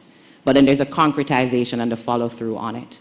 And that's where I go to the point of when we're looking at social development, you know, we have a private sector that for a while now has been talking about pulling people more in the center. We have political parties that have run campaigns and won campaigns on bringing people into the center. But we have not been able to actually concretize that into how we do our work. Some people would say that actually budgetary-wise, education is getting more than in many other countries. But the accountability and the outcomes and the results are absolutely not there. Is it that we've fallen into some of the traps that I just highlighted, the divisiveness, the not being honest about where leadership doesn't have capacity? What is it that we're not getting right when we really talk about servicing those who have been most excluded, most marginalized, and not doing the work on behalf of, but actually bringing into the table and into the process so we can do better than we have done? So I promise to be brief. I'm grateful to be here, and most of all, I'm excited to really hear what you guys have percolating after all of that.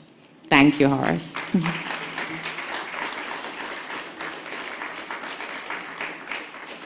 So the floor is open for the conversation. And the panel and Horace will remain where they are. They have mics, and so they're able to respond to you. There are also mics in the room. So can we have another 15 minutes or so, 20 minutes perhaps, of talk back? And don't all shout at once. Yes, Lynette.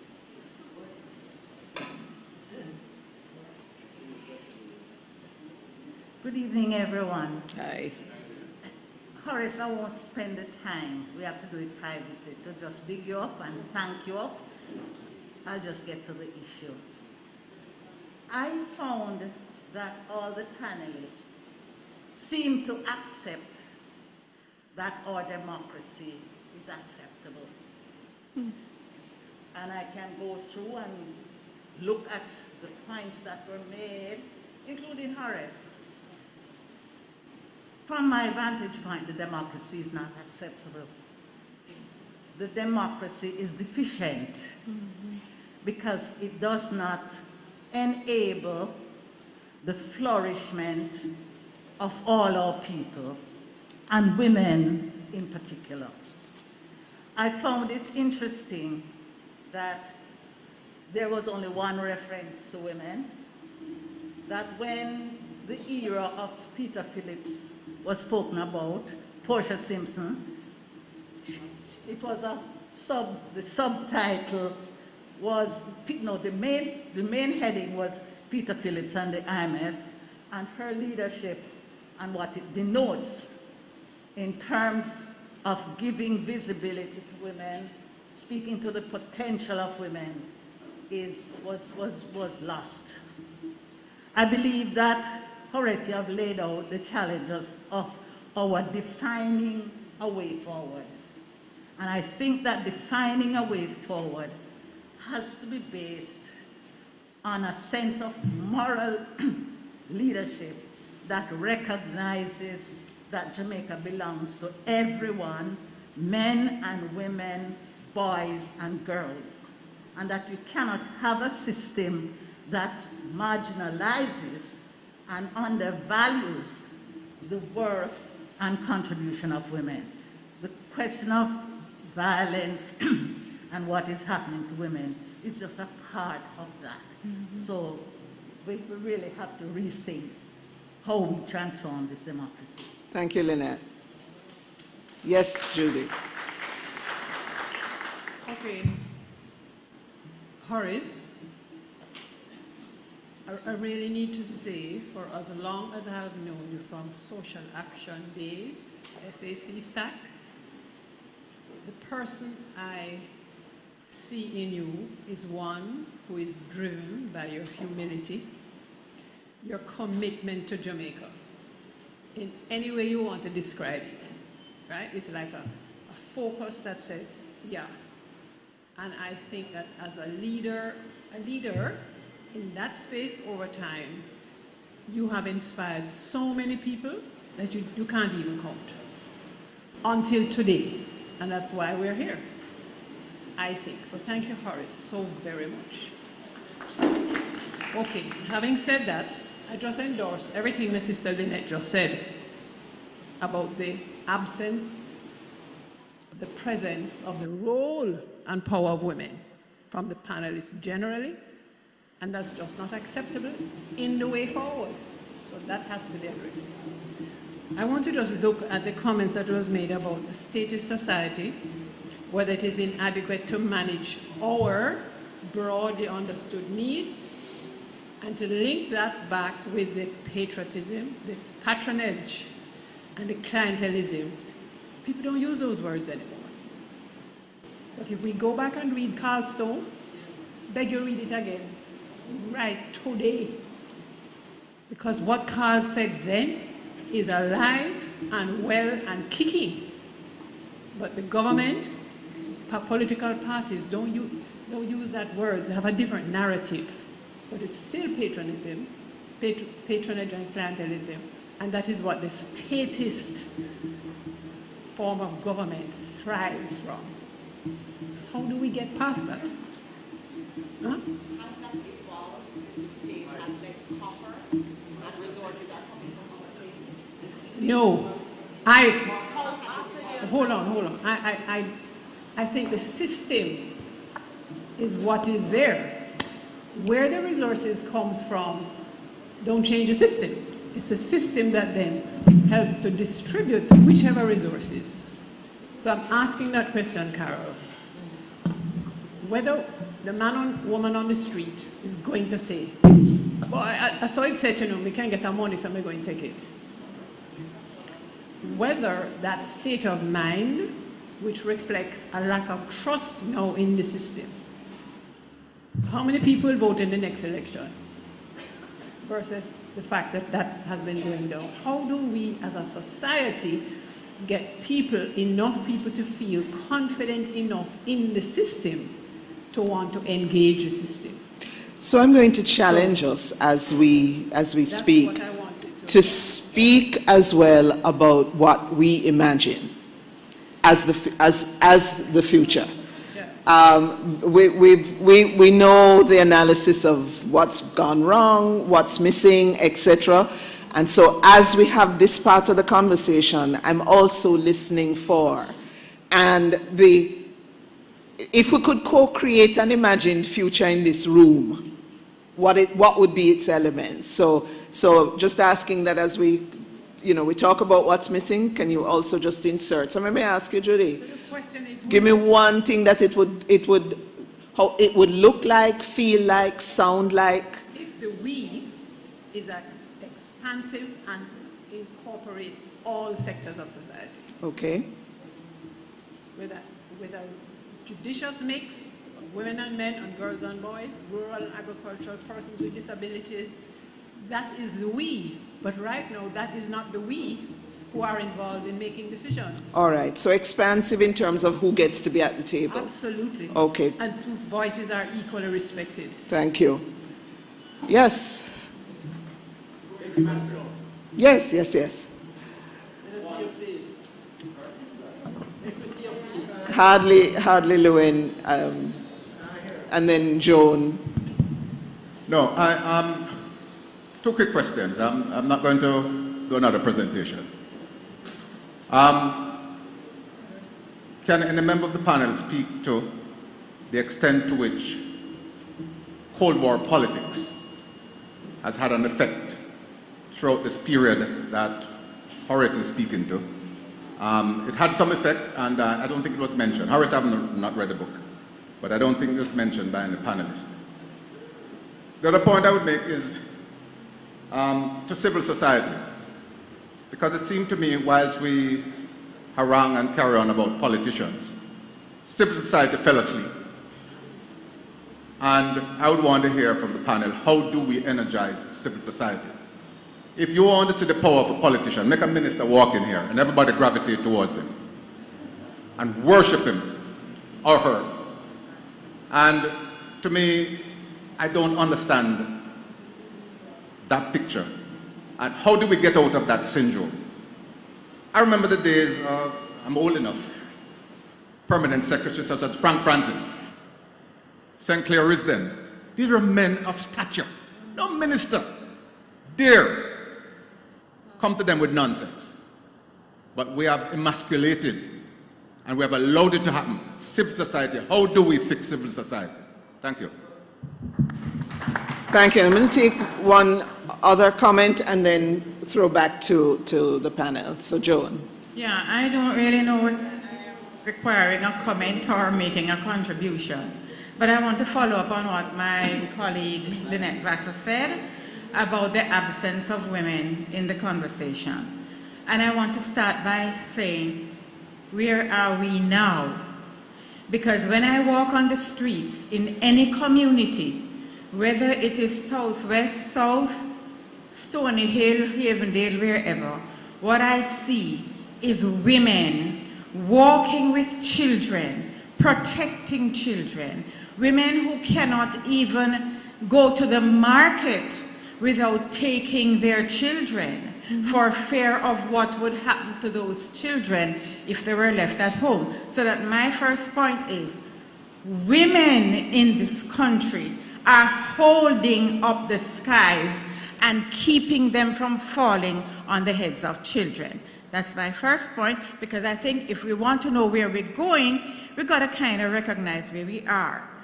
Secondly, I don't know how many people in here support a child to go to school, but the cost of education, whether it is the primary or the secondary, and I won't even go to the tertiary level, is actually impossible for people earning whatever is now the minimum wage. What is it, 7,000? I don't know, right?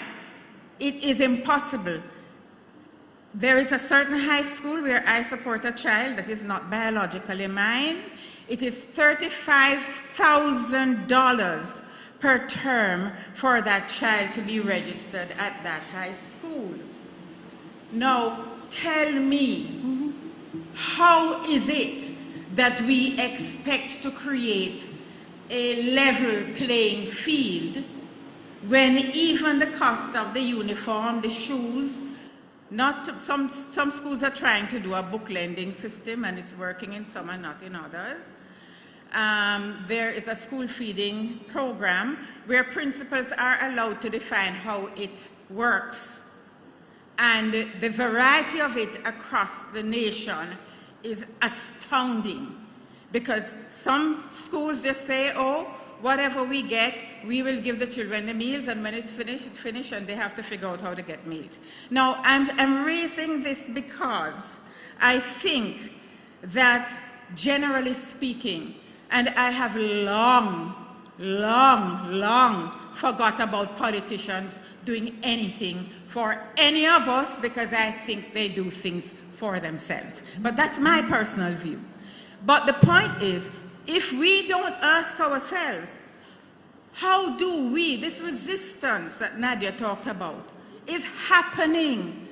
And if we don't talk about what we do with it, how would we make it better for these people who are struggling every day, then we really are moving from an intermediary rather than a basic place to figure out where this country is going to go.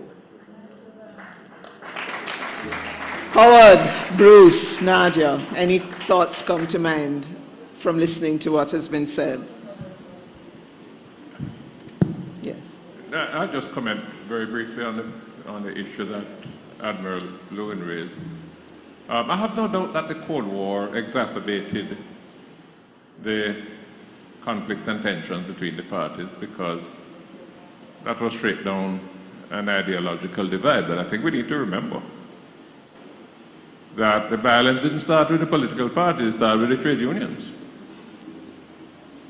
It was basically a struggle for power, for control, workers' power at that time. so that it precedes, but I have no doubt that would have put a lot more strain on political relations. But you know,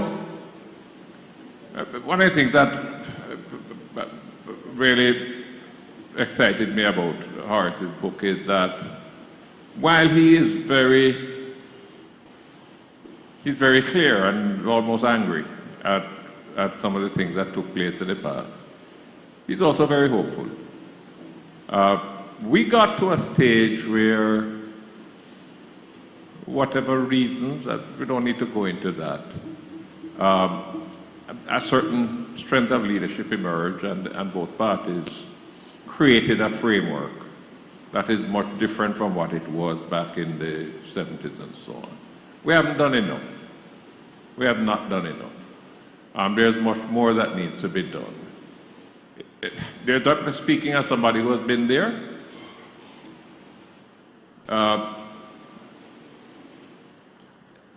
there are some instincts inside the political parties, and I suspect it's the same with the PNP, that, I mean, I had difficulty, for example, saying to my people, are going to establish a system where opposition members chair the oversight committees. They are the ones that should be oversighting us. It wasn't easy, even cabinet.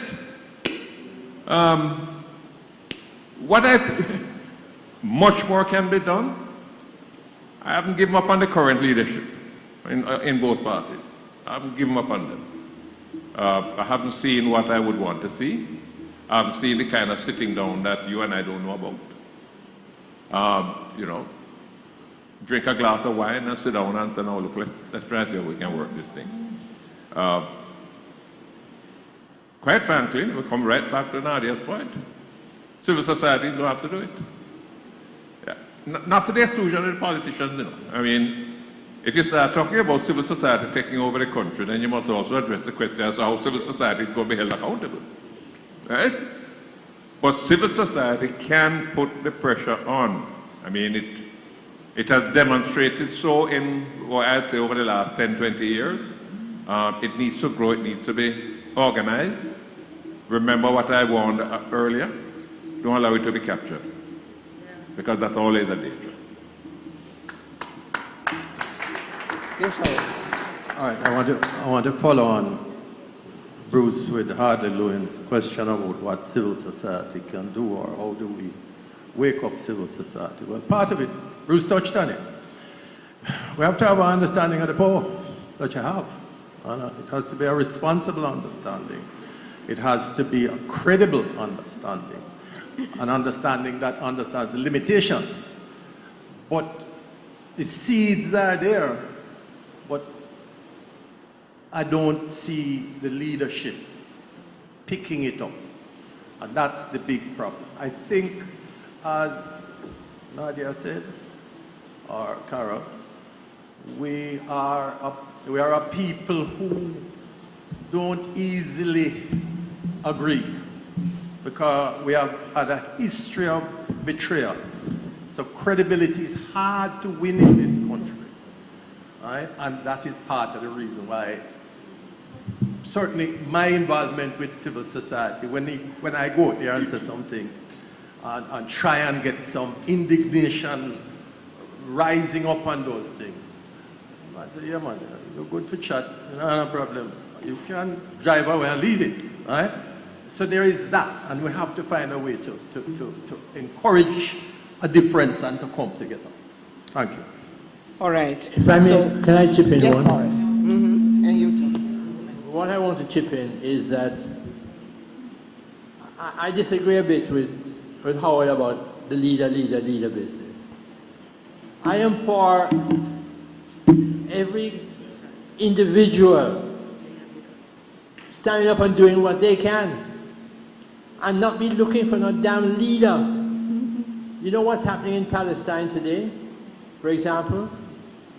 Israel is looking for a leader who is responsible for uprisings among the Palestinians when there's no leader doing it. It is the Palestinian people inside of that area there, which is held captive and imprisoned by the Israel. It is the whole set of people who are standing up and saying, we are fighting you, we are not taking this imprisonment. There is no one leader. And the Israelis are trying to find a one leader who they can put the blame on and then kill him, as they have killed his predecessors. And they can't find the one leader because there ain't no one leader. It's the whole set of people.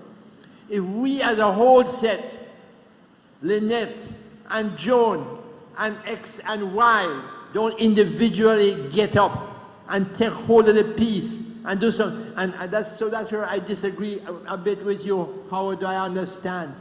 We have to get away from this damn one leader, this charismatic person, whether it's female or male. Done with it. Done.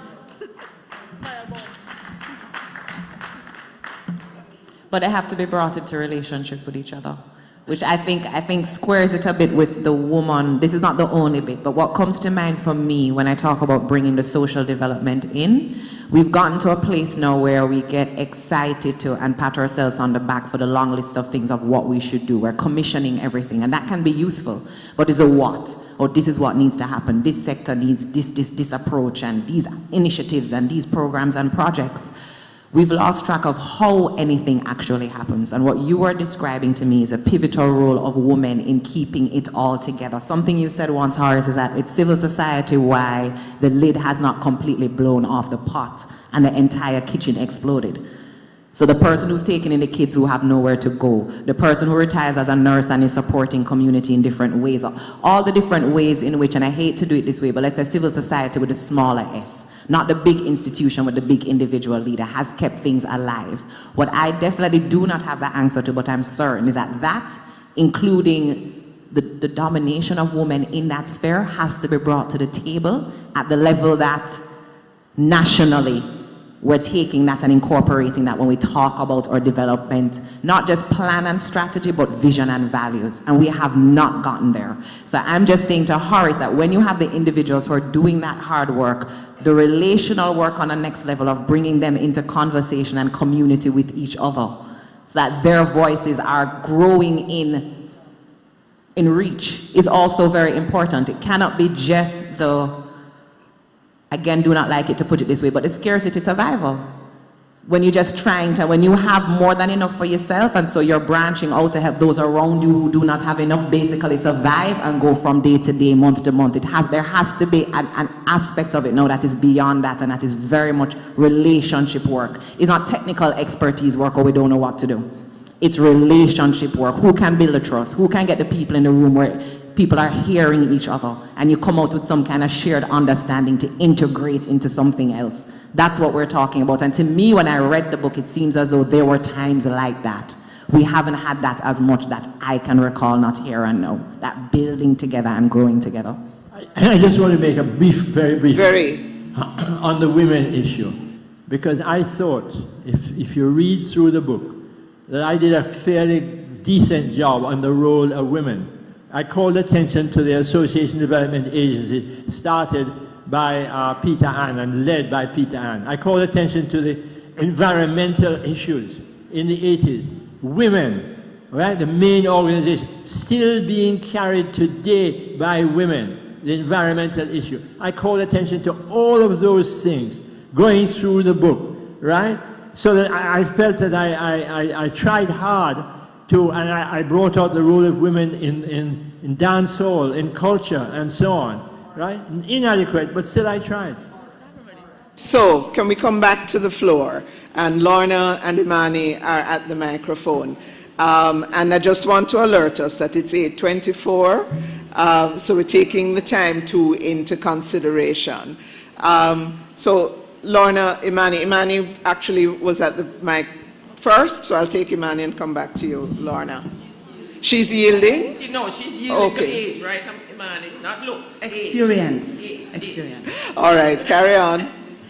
Horace, first of all, congratulations. I haven't read the book yet, but trust me, I know trying to write is an exercise in and of itself, so congrats. As I stand here, there are many things I could comment on, but time, where we go. There are a couple of things that have come to mind in terms of the education.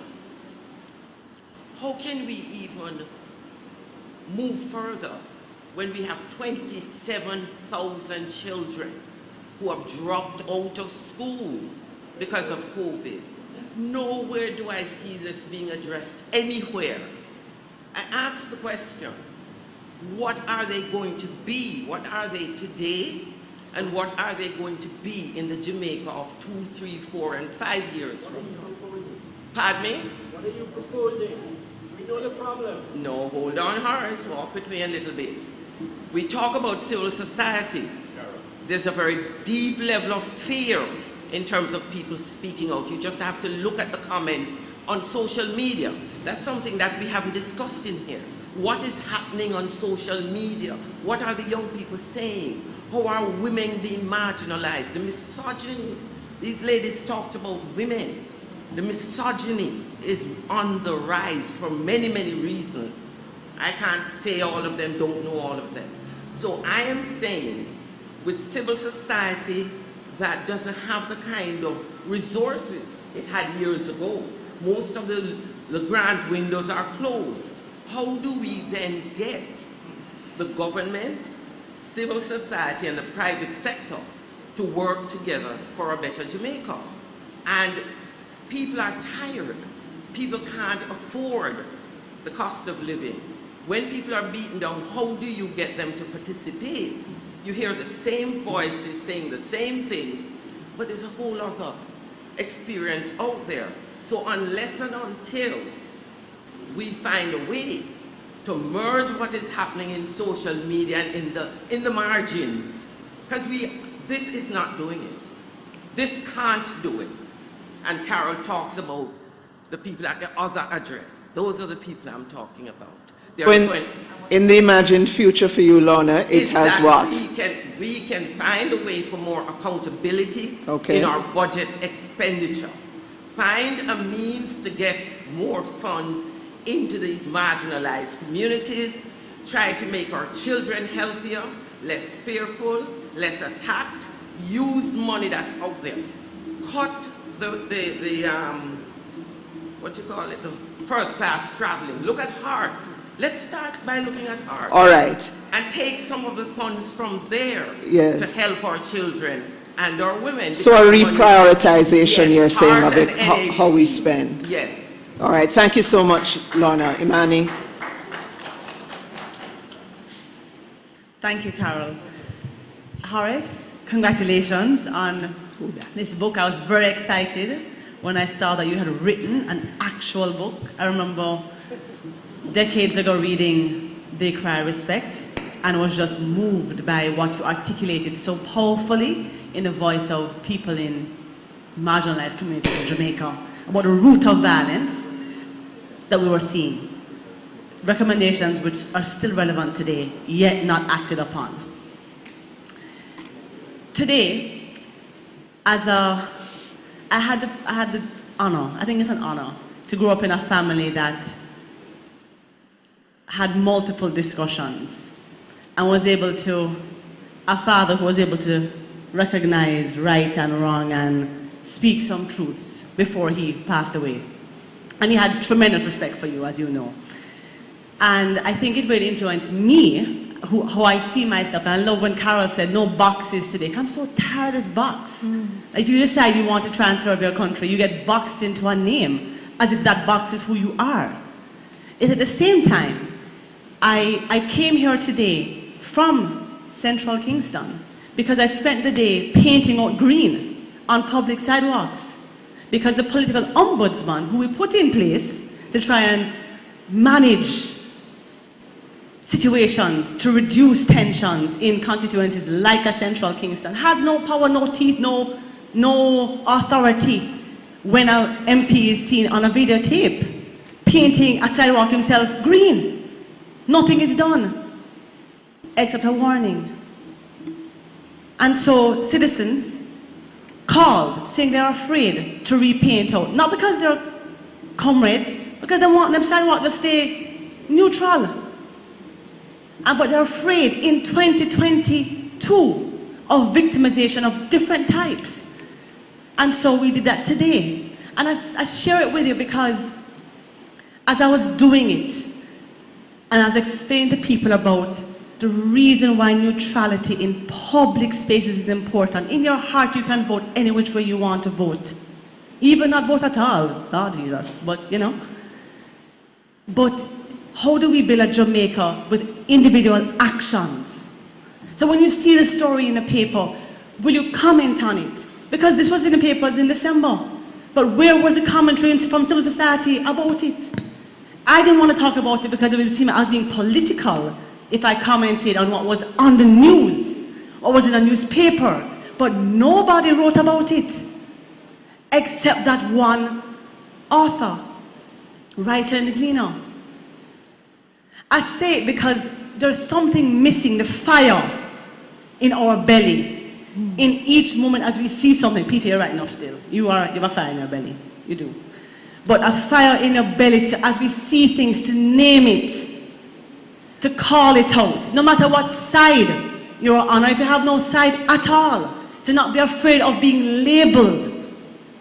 Because the silence is what is killing us. The silence.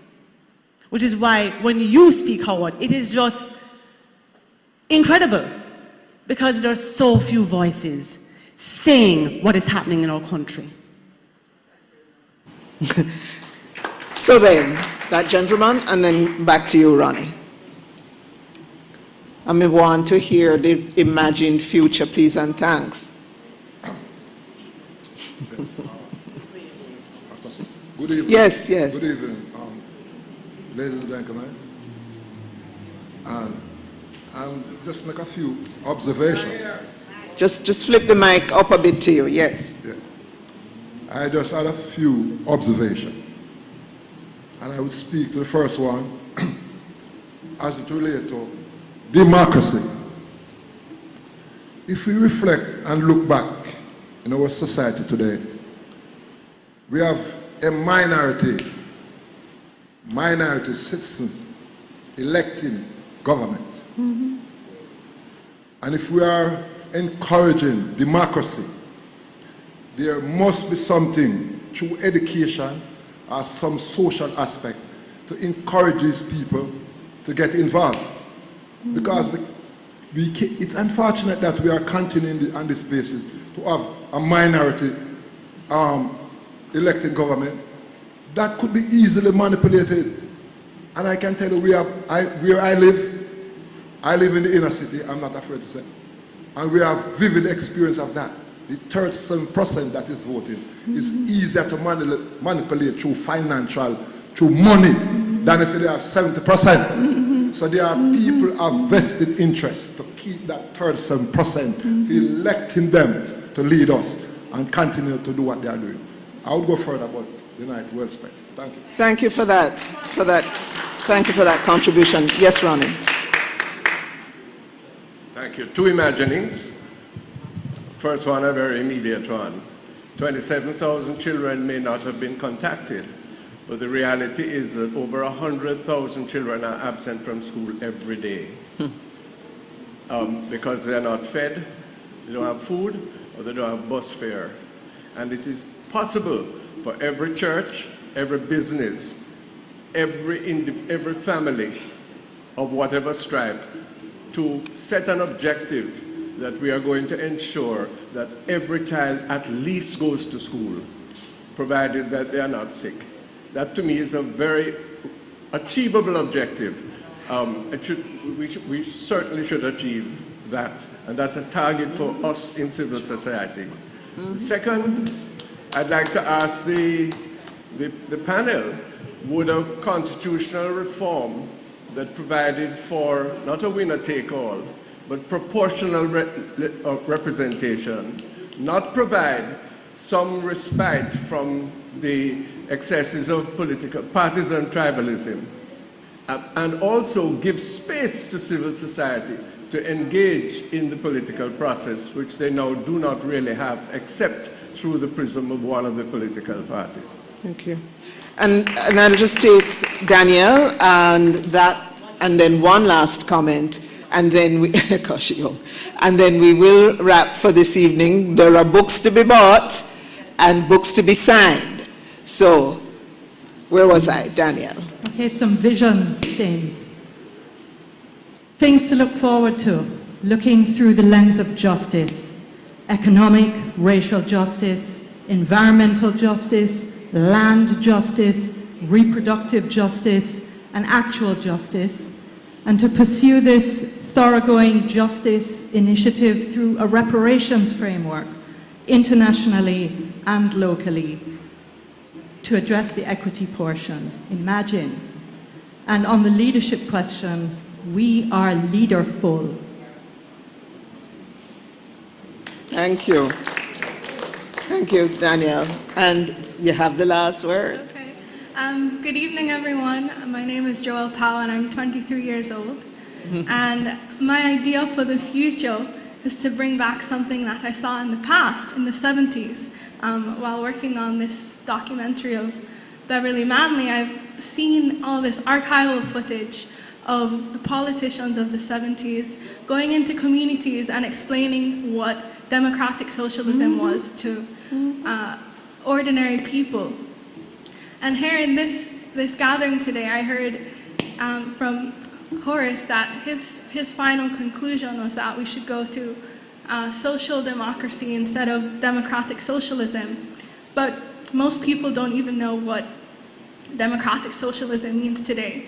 So I think my imagined ideal for the future is to have a more an effort towards bringing back an understanding of different political ideologies and in getting people excited again in participating in politics. Because I don't think we should abandon politics as Mr. Mitchell suggested. I think it has a role in making people feel protected, and we just need to involve people more in understanding it and making it accessible. And so on that note, we thank you for the conversation. Thank the panel as well for stimulating the thoughts and ideas that have come forward. The imagined future that you've described, such as I've been able to capture, is a future that rejects patronage and clientelism. It is expansive in who is at the table. It revolutionizes educational opportunity and the costs of education. It builds on and centers people's spirit and yearning for justice. It is justice focused and centered in how it is organized. It plans with people as the reason and purpose. It is centered in our culture. It supports mutual aid and all the systems that exist for that mutual aid. It galvanizes the resources that there are and the wealth that there is in our churches, in our community organizations, and in all, in our businesses, etc. It is a space of neutrality where people can speak up and speak out. It is a space of freedom to be, freedom to lead. It conscientizes the citizens at community level, and it has a constitutional framework that is about justice, participation, equality, respect, trust, and accountability. It's not exhaustive, but you have said these things this evening. So what's left for us is for Horace to place himself somewhere near to his books, and for you to make your way to Horace and to the books, to purchase a copy and to have that copy signed. We thank each and every one of you for having come, for having been the community of support, the community of challenge, the community of service that you have been. Want to thank Jenny Jones for the walk that she has walked.